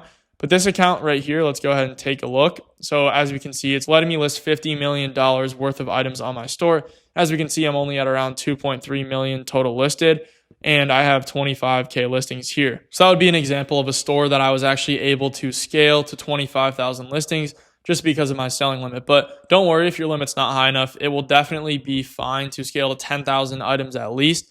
That's typically what I see for every account. Once you convert it to business, you will at least get to that 10,000 item mark. And one other thing I do want to touch on here with listing products onto your account is kind of what you do after you hit 10,000 listings or you scale to 25K, because you are inevitably going to reach a selling limit in one form or another. And you're probably wondering, what do I do once I hit 10,000 listings? Do I just let it sit there? And the answer is you can let it sit there. You're still going to make money. I mean, with 10,000 products on your store, you're going to make money either way. But what I would recommend doing is actually optimizing your store. So the first part though is kind of filling up your selling limit, listing as many items as you can until you hit that cap. And then once you do hit that cap, you then want to move into an optimization phase. And what this is going to entail is essentially deleting items that aren't working. So let's say you have a ton of old items on your store that aren't selling well, don't have a ton of views, maybe not a lot of watchers. you want to get rid of those items and then you want to replace them with items that are working. So once you list 10,000 items, you're going to have plenty of data available to where it's going to be like subjective. You're going to see what's actually selling on your account. You're going to, when you're processing orders, be like, okay, you notice this pattern, like maybe car parts are selling well, maybe this specific item is selling well for you. And then you're also going to be able to see on eBay with their listing report what is specifically selling well. It'll show you the exact items on your store and kind of show the sold quantity for each item. So you have two ways to go about it to figure out what's going to be working well for you, kind of what you've noticed, like patterns you've seen. And then also through eBay's listing report, you can download that and then you'll be able to see what's performing well. They're going to show you every single item in your catalog and then match it up with how many times each item is sold. So you can kind of use those tools to be able to figure out what items you should be pumping into your store. So once you hit that 10,000 listing mark, you want to start deleting those old items and replacing them with new items. But the key to this is that you never go down from below your limit. So like, let's say you maxed out at 10,000 items on your store. You never want to work your way down to like 7,000 or 6,000. You always want to make sure you're at 10,000 items. And the way you do that is, let's say you have, 200 items that you want to list that you've noticed are going to have been selling well for you, that you think will do well on your account. You want to delete exactly how many items you're replacing. So if you have 200 items that you're going to be listing, you delete 200 old stale items on your store. That way you're always at that 10,000 item level. And it's kind of this process where you keep figuring out what's selling well, and then you delete the old items, replace them with good items, and then you can honestly scale your store from there without you having to list more items. You can simply scale your store by listing more proven in-demand items that people want to buy. Same thing applies if you were at 25,000 listings. Like, let's say you had a store where you were able to get to that amount. You can simply optimize from there. So if you have, a couple hundred items that you want to add that you think will do well, you can simply delete a couple hundred items from your store and then replace them with a couple hundred more items that are going to perform. And so it gets to a point where the items you have in your catalog keep getting refreshed and you keep getting new items in there. And the idea is that each item you put into your store is going to be doing better than the ones you delete. And then you scale your store without you having to list any more products at all. Okay, now I'm going to show you how I actually list products onto my store. Now that you understand kind of how many products you're going to be listing per day, the different phases, what your goal is, how many items you want to get to, I'm going to show you my exact system again with Dropanion, the software I built, and show you how I list products onto my store after I've found potential promising products that I can list. Okay, so let's go back to our Dropanion Chrome extension here, and we left off on the product research tool. But at this point in time, we already have links we found. If you remember from the previous step, we scanned these sellers on eBay, found items that were doing well for them, and then we found matching links based on that. And so the next steps with the Dropanion workflow is we're simply going to be adding these links up to our list or queue, and then from there we can launch them right onto our store, and they will pretty much get listed without us having to do any manual work at all. So what we'll do next after we have our list here on the right is we'll click this add to lister button here. We'll click OK. And then as we can see here, it's going to add those links to our queue. So it looks like we have 356 items in our bank. And then down here is where we can choose our settings, and then we'll launch our listings. And so like we talked about before, you have two things you kind of control here, two main things, which is your markup and your promoted ad rate. And I'd recommend doing a markup of 80 to 100% just so you're making a solid amount of money on every sale. It's going to generate you, from what I've seen, around $10 in profit per sale with this markup if you're listing items from Amazon in that $15 to $50 range. So I'm going to go ahead and keep it at 100% markup. But if you do have a newer account, you may want to keep it closer to 50% like we talked about, just to get some early sales rolling in and build up the momentum on your store. So the next thing is going to be our promoted ad rate, and I recommend doing a promoted ad rate of 5%. So we'll go ahead and put that in there. That just means what eBay is going to take after we sell the item. You don't pay any of that money up front. We'll just pay if it sells on eBay. It's going to give us extra visibility, so definitely worth it. And then we'll choose the amount of links we want to list. And so we have 356 in our bank here, so we could technically do 356 right now. But if we're following the safest guide to actually scaling your store, then you want to keep it at around 100. I typically will go up to like 125 for newer accounts. So once we have all those three things set here, we're ready to get these products listed on our store. So the next step is to go down here to the bottom right, and we'll click start listing. And what this is going to do is start launching all of the items onto our eBay account. And so it'll start off by opening up the Amazon tab. It'll scrape all the information from the Amazon product. it'll store it, then it'll start to fill the details out on eBay. So as we can see here, it's going to fill out everything automatically. Start clicking into the listing form, fill out the condition, and I'm not touching anything on my computer. You can think of it as like kind of a robot that takes over your screen. Once you click that start listing button, it's pretty much fully hands off from there. So as we can see, it'll fill in the photos for us, kind of make them look a little bit better, like that template we have here. It's not just copying the exact photos straight from Amazon.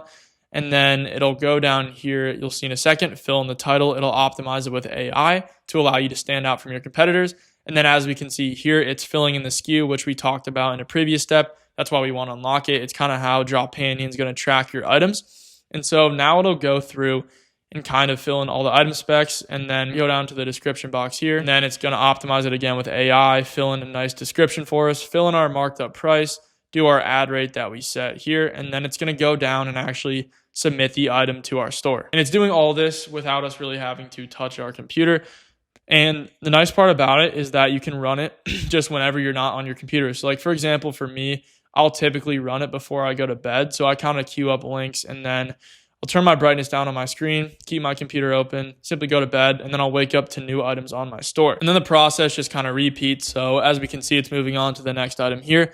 And the lister does not stop until it lists all of your products. So it will not stop until it is done with these 125 items.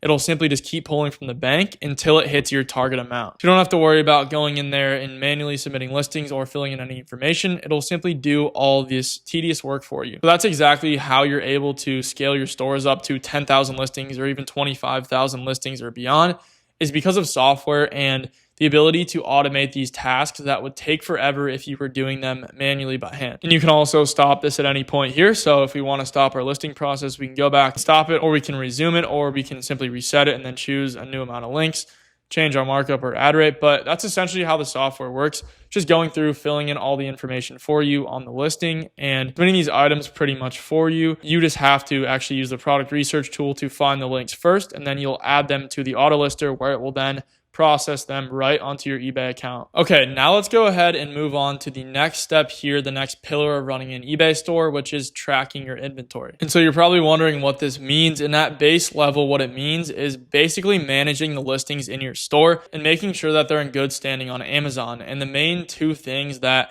can happen on Amazon is that, let's say the item goes out of stock, for example, a seller decides to stop selling the item, or maybe it sells out because it's really in demand. In that case, you kind of run into an issue where if you were to sell an item on your eBay store where the supplier Amazon product is out of stock, then you're just not going to be able to fulfill it the right way. And that's going to cause issues and can affect metrics on your account. And the second issue that can happen on Amazon is that the shipping time starts to creep up. Let's say you initially listed an item that had a shipping time of like 3 days. That's totally fine, right? Because that falls kind of within our shipping policy. But sometimes what will happen is maybe an item gets on back order or it's in demand and the seller can't keep up with actually processing the orders on Amazon, then the shipping times may actually creep up. So, sometimes it may be a month or even 2 months out. And in that case, it really may cause a bad experience for your buyer. And they're most likely not going to be okay with that, because if your shipping policy is saying, your item's going to arrive within 5 to 7 days and you tell them, hey, look, it's going to arrive now in a month, that's probably going to cause some issues. So that's why you need to be able to track your inventory in your store and actually get rid of these items, because any item that's out of stock or has a high shipping time on Amazon, you don't want that item in your shop, because you don't want the chance to even sell it, because it's going to cause you issues. And obviously, most of your listings won't have this issue at all. I would say items on Amazon typically are pretty consistent with them staying in stock and stuff like that, especially if you're listing items that already have proven demand. They're typically going to stay in stock on Amazon, but there are definitely items that it's going to happen in your store where items just go out of stock on Amazon and you're not able to reliably source them to your eBay buyer. And just like everything else that I'm talking about here, you can do these things by hand. Like, you could go through all of your eBay items, check them against Amazon, like go through every day and see like, okay, is this item still in stock? Does it still have a good delivery time? That you can do, but it just doesn't make a whole lot of sense. It takes a very long time to do that. And a lot of these things I did start off by doing myself, right? Like, I remember I used to have a spreadsheet where I would kind of store the items I listed, and I would also put like the supplier link as well. And I would go in and kind of check them every once in a while, but it just becomes a lot of work. And especially if you're taking the volume approach and you're listing thousands and thousands of items on your store, it's just not really feasible to go in and hand check all these items.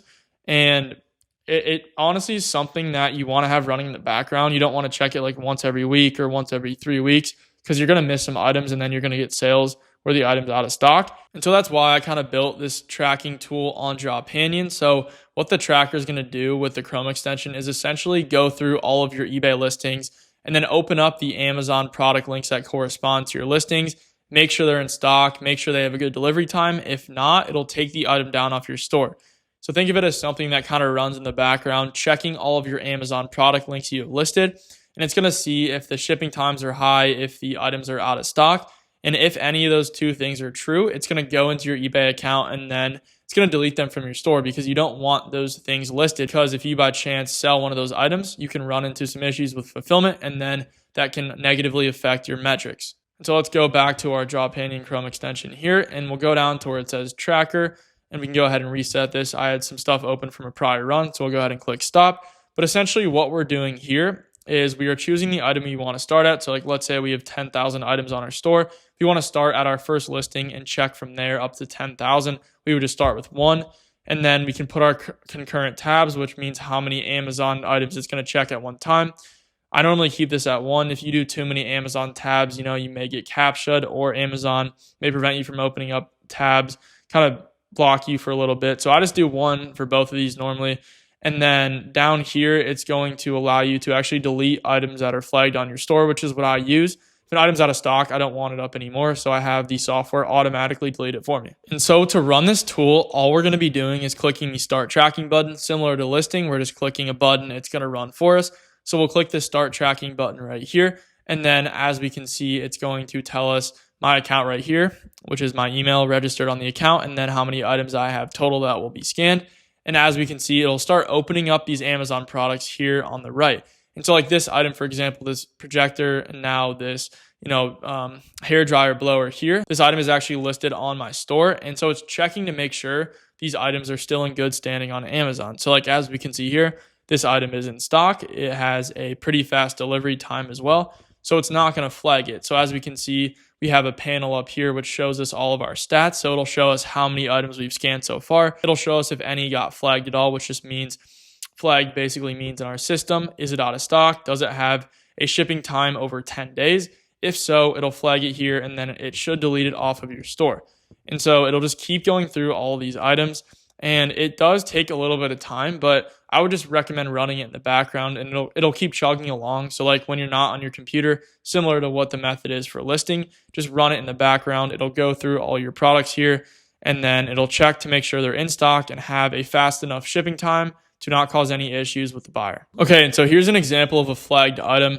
Looks like one of our Amazon products had an issue. It was out of stock. What it's going to do is simply find the product back on eBay, and then it's going to mark your item down from your store. It's going to take it off. So as we can see there, it removed the item fully from our store. That way it doesn't have the chance of selling.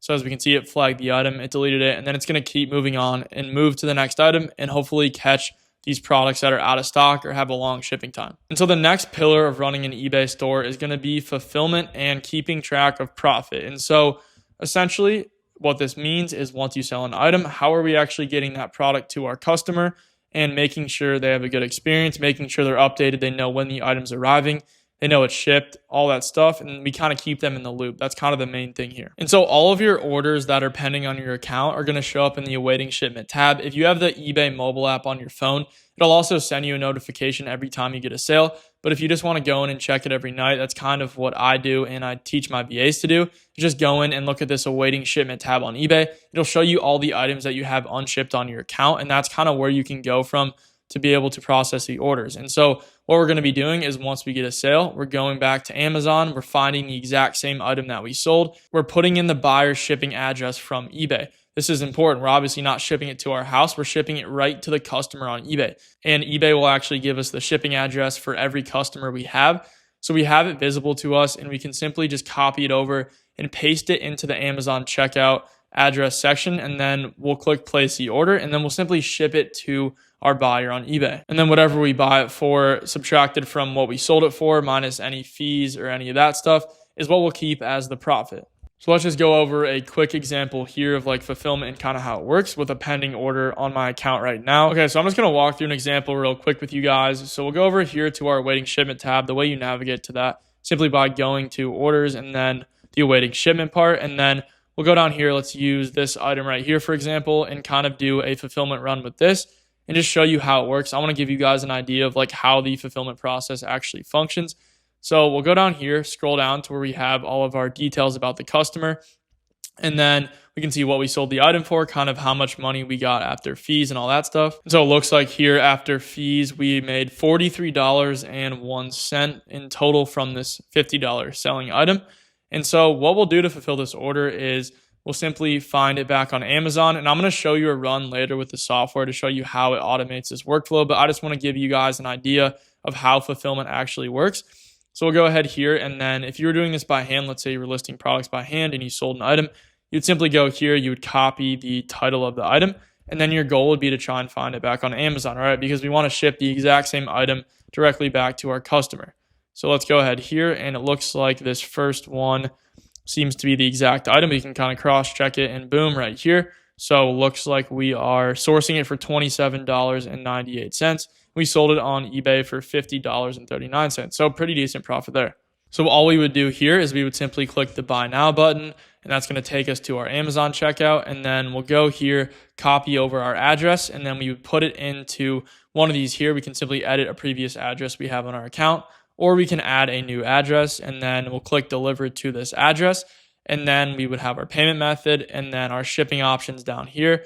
And then we would simply place our order, and then that would ship the Amazon product directly to our eBay customer, and then he should receive it pretty quickly. Like this item, for example, is shipping within 2 days. It's Tuesday right now for me. It's going to arrive to him on Thursday, so 2-day shipping, and the buyer should be pretty happy with this transaction. Once you actually place the order, though, you're not finished yet totally with the work. There are a few things you want to do to make sure your buyer's in the loop and eBay kind of knows what's going on. And that would be marking the item as shipped, messaging your buyer, and restocking the item. And so essentially, once you ship the item from Amazon, yes, it's on the way, but you actually have to let eBay know and the buyer know that you shipped the item because they're going to have no idea otherwise if not. And the way you do that is by going to eBay, marking the item as shipped, and then you're going to send a message to your buyer, saying, hey, we processed your order. It's going to arrive by this date. You just give whatever date Amazon gives you as when it's going to arrive.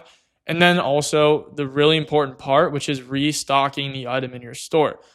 And this kind of goes along with what we talked about before with that kind of setting that people don't really do, which is items staying active when out of stock.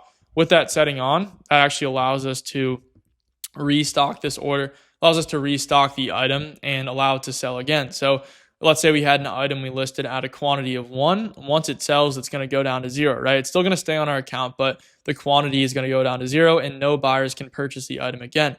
So we're going to want to make sure that item gets restocked. That way other people can buy it and it can keep selling over and over. So let's go ahead and talk about this. And the restocking does matter because eBay will push it up in search. Once you sell an item, it gets skyrocketed in the search rankings. eBay views that as a good item, so it's going to be shown to more people. So let's go ahead and walk through that real quick as well and show you guys what you do after you place this order. So let's say we had this order placed on Amazon for this ignition coil.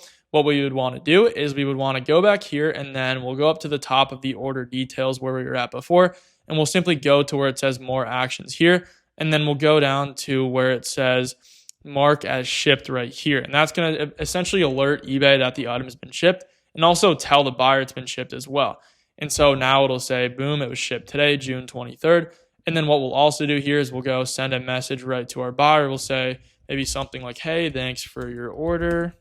Then we'll say like your item has been processed and should arrive by, and then the date you'd put here is whenever it's arriving on Amazon. So for us, it was Thursday, June 26th, I believe. And so you're just you're keeping them in the loop so they know when to expect the item and they know to wait for it and make sure that they actually try and look for it. So we go ahead and send that, and then we're kind of done there.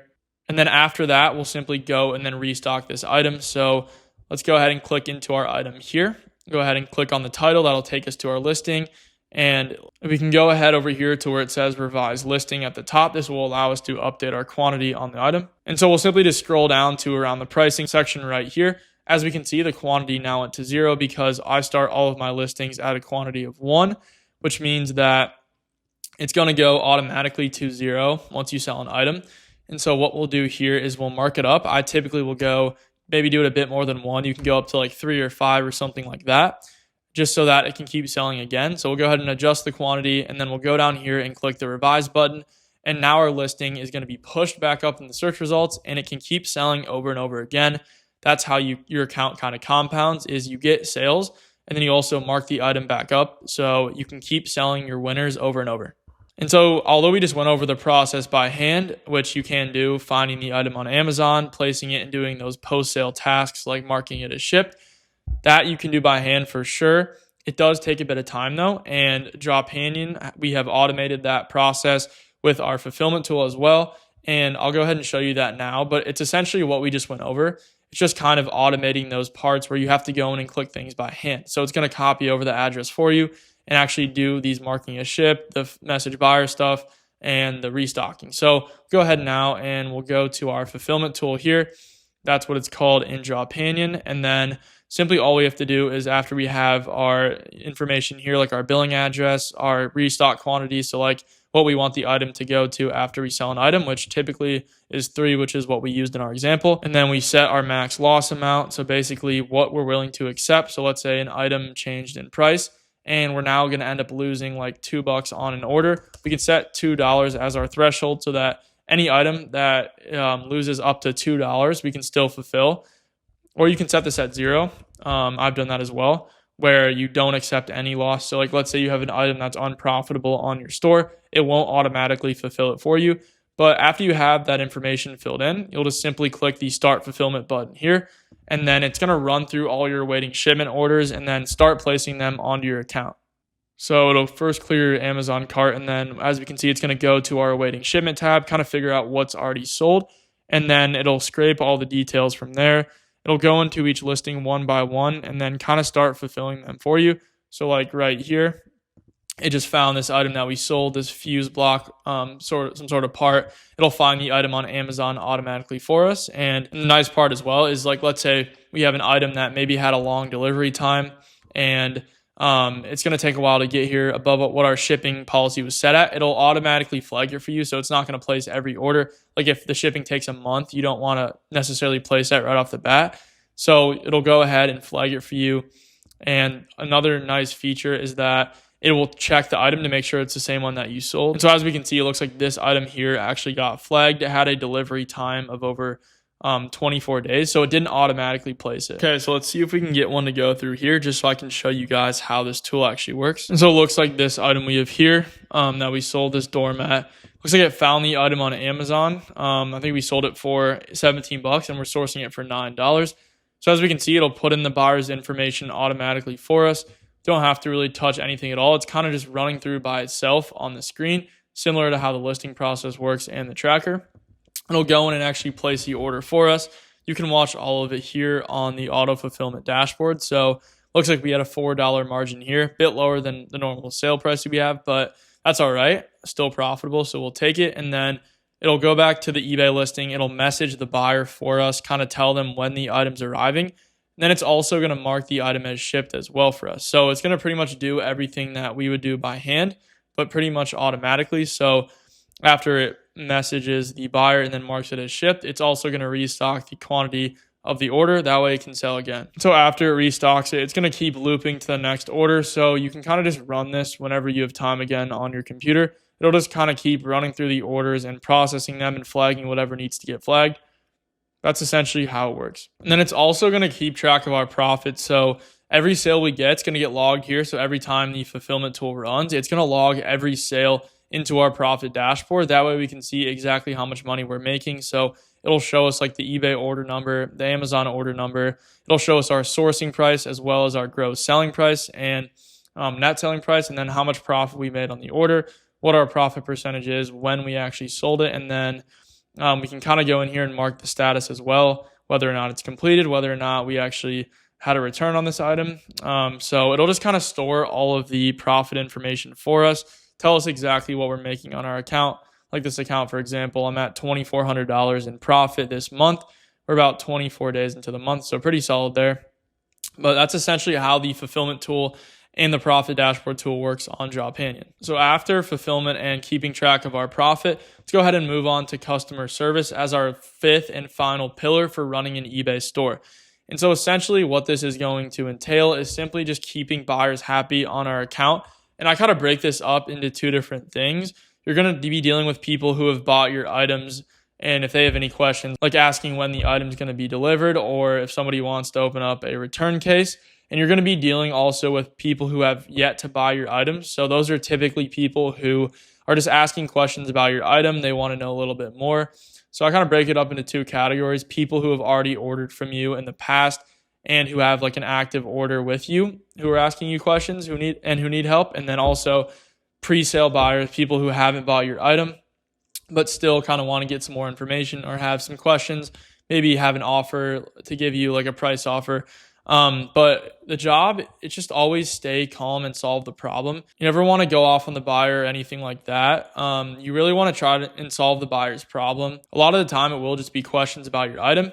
And in that case, like let's say somebody has a question asking for the item specs, you can simply just go and use like ChatGPT or Claude or something like that. You can paste in all the details from the Amazon listing, and then you can kind of also paste in whatever the eBay buyer asked you, and then Claude or ChatGPT will give you a response to give straight to the buyer. So you just have to give it the context of like exactly what's happening. Tell it that someone had a question on eBay, a potential buyer, had a question about an item. How should I answer this question? You give it the Amazon details, you give it the eBay details, and then tell it to give you a response. That's kind of how you deal with those buyers who haven't already bought an item from you yet. And then for those buyers who have already bought an item from you, there's kind of two main things you're going to be dealing with.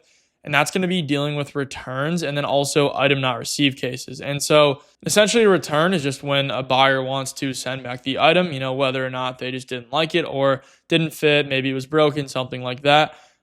With the policy that I recommend everybody set up, you're allowing free returns so buyers can send the item back as long as it's in good condition and exactly how it arrived. So that's not an issue. Like if someone changed their mind, you still want to accept that return. And when that happens, what you will do is you'll simply just go to Amazon as a normal customer would, and you'll get the return label and then send it right to your eBay buyer. So you're not really having to do a ton of work for this. You're simply just giving them whatever Amazon would normally give you as if you ordered the item to yourself. You're just giving the eBay buyer the Amazon label, and then you're kind of waiting from there for the eBay buyer to ship the item back to Amazon. And then as soon as Amazon gives you a refund after your eBay buyer has sent it back to them, that's when you can go ahead and then issue a full refund to your eBay buyer. So kind of two steps. You're sending them the shipping label on eBay from Amazon, and then you're waiting for them to drop it off. And when they do, you're issuing your eBay buyer a full refund. And then for the item not received cases, basically what that means is when a buyer opens up a formal case on eBay saying their item didn't arrive, and that can happen for a multitude of reasons. Maybe the item just hasn't arrived yet, or maybe the package got delivered to the wrong doorstep from Amazon. But you will deal with customers sometimes who are asking where their products are and who open up a formal case on eBay. And this is kind of where tracking comes into play. I didn't mention it really on fulfillment, but I'll go kind of in depth on that now. But essentially on eBay, you have the choice to upload a tracking number, which will show exactly, where your item's at in the process being shipped out from Amazon. But the main thing you have to know here is that the tracking number you're getting from Amazon is not going to be compatible with eBay. So you can't just take the Amazon tracking number and upload it right to the eBay store, right to your eBay order details. It just won't be compatible. So you can either not upload tracking at all, which means that you're just marking the item as shipped and then you're telling the buyer when it's going to arrive. You can definitely do this. What I've noticed though is you do get slower payouts if you don't upload tracking, especially for newer accounts. But if you do want to upload tracking, you can use a service called TrackerBot. A lot of people who are Dropanion members use this, as well as myself. And what TrackerBot is going to do is essentially take the Amazon tracking numbers for the items that you've shipped out and convert them into a usable format for eBay. So by default, you can't upload the Amazon tracking directly, but with TrackerBot, it converts it for you, and then it allows you to upload tracking to your orders, and it'll actually show delivered to the buyer. So you don't need it, but it definitely can help, and it definitely helps with item not received cases a lot. And the reason why is because if you upload a tracking number to eBay on an item not received case and it shows delivered, eBay is pretty much 99% of the time going to side with you. So item not received cases pretty much become irrelevant at that point. As soon as you get a service like TrackerBot, because you're able to upload tracking and prove it actually was delivered.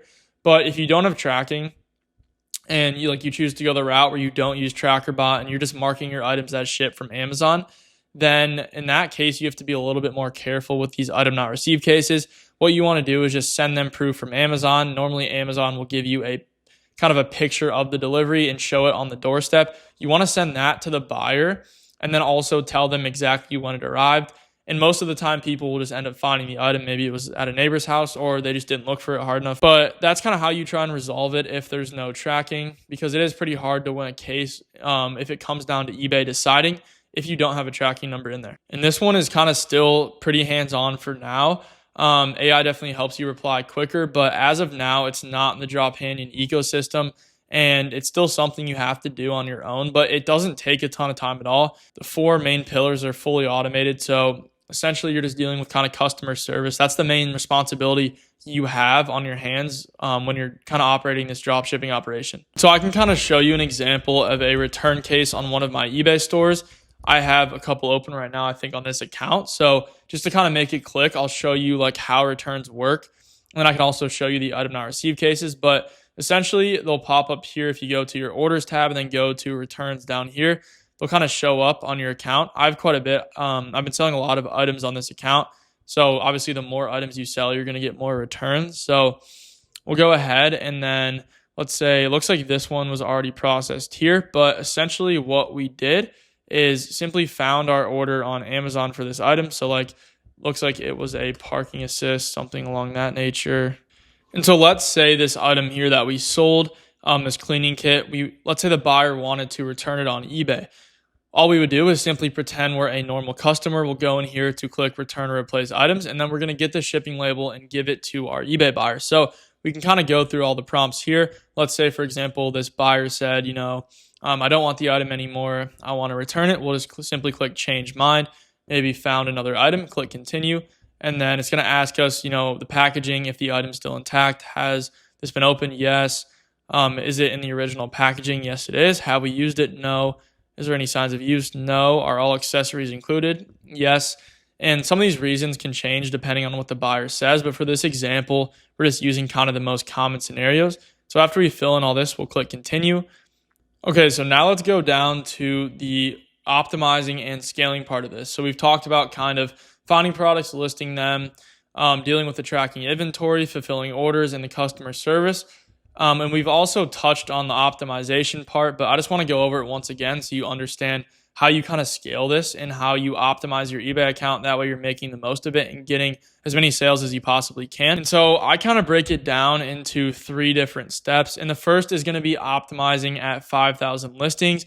And so once you hit 5,000 listings on your store, I recommend doing something called a markdown sale event for 10% off, and then also sending out daily offers to watchers. So what this sale event means is essentially it's a sale event on your store where you can put your items at a discount. So buyers will see your items at a cheaper price. It'll show a slash through on your normal prices and then display your items at a cheaper price to the buyers. And that generates a lot more sales. And when you run these markdown sales, it really is in favor with the eBay algorithm.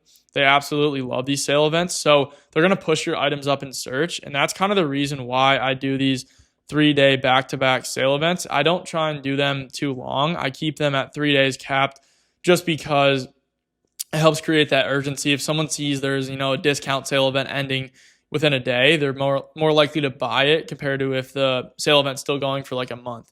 Just kind of playing into the buyer psychology part of it. And then also the daily offers to watchers. Essentially on eBay, how it works is when somebody watches your item, you actually have the ability to send them an offer because they're interested. So eBay lets you give them a discount, which if you're running a high markup, it definitely is worth it. For example, here, I'll show you real quick. I probably have some where I have offers on my items. So I'll just go over to my listings right here. And it looks like we can send offers on 31 of your listings. So what we would simply do is every time this number starts to increase, we can just go here, click the send offers button, and I'll typically send an offer for 10% on all my items. That way I can just capitalize and get more sales. And that's different though than this markdown sale event, but I recommend doing both kind of at the same time. Running the discount sales and also sending out offers to anyone who watches your items. And then also, we kind of already talked about this, but refreshing your items at 10,000 listings or 25K. Essentially, once you get capped out on your account and you get limited on the amount of listings you can do, you want to keep refreshing your inventory and deleting stuff that isn't working, while at the same time adding new items to your store that are already doing well. And you can do this through looking at eBay's listing report and just noticing patterns and figuring out what sells well. And then you can go ahead and find those items, replace them, put them back into your store.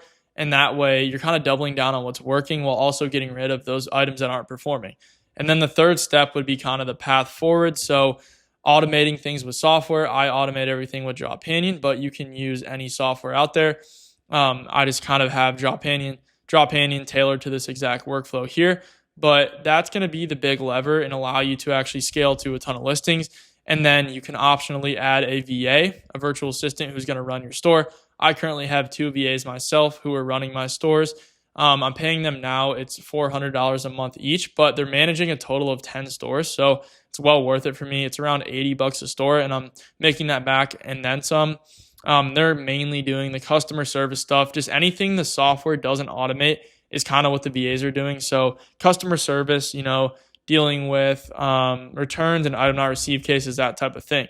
And so once you kind of have a software and then a VA going at the same time, you've essentially unlocked autopilot on your stores, and you don't really have to even touch your stores at all. It seems kind of crazy, but for my 10 stores, I really don't have to log in that much. I'm at a point where I trust my VA and the system enough to where it essentially is running itself on autopilot. And then how you scale from there after you've kind of put all the work towards a VA and the software is you just get more stores going. And the way you can do that is by opening up another store under your own name, or you can open up a store under a parent like your mom or dad, or another family member. But the way you really scale this is by delegating the work out to software and virtual assistants, and then also by making more stores, and then therefore increasing the amount of listings you're doing. But as always, for a lot of you, it may be easier to start with just one store. That's totally fine. And then you'll kind of grow from there. You'll understand how everything works. You will, use a software, get your workflow down with that, maybe hire a virtual assistant, and then just kind of figure out how to scale it from there. But the main thing is just kind of getting that account made and starting with your listings. It's important to just take action and actually, make your store and get those listings up as quickly as you can, start learning everything, and then it's honestly sky's the limit from there. And so you now have the full system here. Just to kind of recap what we went over in this video. So you start with the setup, making your eBay account, setting up all your business policies, making sure you have the correct settings in place, and then after that, you go into finding products to actually list through product research. And once you actually get items to list, you'll go into listing those products onto your eBay store. And then once you have items, you're going to want to keep track of them. Make sure that your inventory on eBay is in stock, as well as has a fast enough shipping time. And then once you end up selling items, you're going to go ahead and fulfill them. Make sure they get shipped out to the customer. The last step is serve, which is dealing with the customer service, making sure your buyers are happy, dealing with any questions people have about your items. Somebody asked about the shipping time, or they open up a return case, anything like that. You're dealing with that, and you're making sure that buyers stay happy and their problems are solved. And you definitely can run all these pillars by hand. And when I first started doing eBay dropshipping, I did a lot of it by hand myself. But if you want to scale it, it honestly just makes sense to use some sort of software to automate the tedious parts, because doing all these definitely takes some time if you're not delegating these tasks out to software or VAs. But I would say the most important first step is making sure to get some sort of software going. Like I said, I built Dropanion. That is the software I use, and I offered other people, being fully transparent, and has the auto lister, product research, the tracker, fulfillment, and the profit dashboard on the Chrome extension. And then we're also automating to other marketplaces as well. We're also branching out to other marketplaces as well. Right now it's only eBay, but we're adding Poshmark very soon. And it does most of the work for you, most of the hard work. That way you can focus on what's important, which is actually scaling your stores. But seriously though, what's crazy about this business model is that literally any beginner can see success with it. And I've had so many people who have literally not touched an eBay account before and opened one up and then scaled it up to thousands and thousands in profit. And you can do the same yourself. It really is a business model where you just follow a proven system and then you're able to make money from what's been working for other people. The nice part about it is that software automates most of the work, so you're not spending all day doing this. It's a great side hustle, and you can turn it into a business as well. It's for people who both, want some side income maybe, and then also people who want a legit business operating on the side. You kind of dictate where it goes. You can do one eBay account, make 1,000 profit a month, or you can scale it to 5, 10 stores and, make over 10K a month in profit, which is what I'm doing now. This comes down to the system and making sure all these 5 pillars are accounted for and you're operating your store the right way. And hopefully this video helped you kind of understand eBay dropshipping a bit more. And I'm always happy to answer any questions in the comments if you want to drop something there. And I also put out a free dropshipping starter kit in the Discord. So if you want to go ahead and join that, you're going to get access to materials that show you exactly how to set up your eBay account and videos that show you how to set up those business policies we talked about, kind of the initial phase of getting everything set up. And then also it will show you how to list your first item and process orders and find items. And you also get access to a chat with a bunch of other people who are also trying to get into eBay dropshipping. So totally free. I linked that in the description. It's a Discord. You can join it, but feel free to do that if you want to. And I also put a link in the description to book a call with me on Calendly, where you can sign up for a call and we'll do a one-on-one meeting. You can ask any questions you may have about eBay dropshipping or anything else. I'm happy to point you in the right direction, but appreciate you guys for watching, and be sure to stay tuned for more videos on the channel. I'm going to be doing more videos about eBay dropshipping and dropshipping on other platforms as well, so be sure to stay tuned.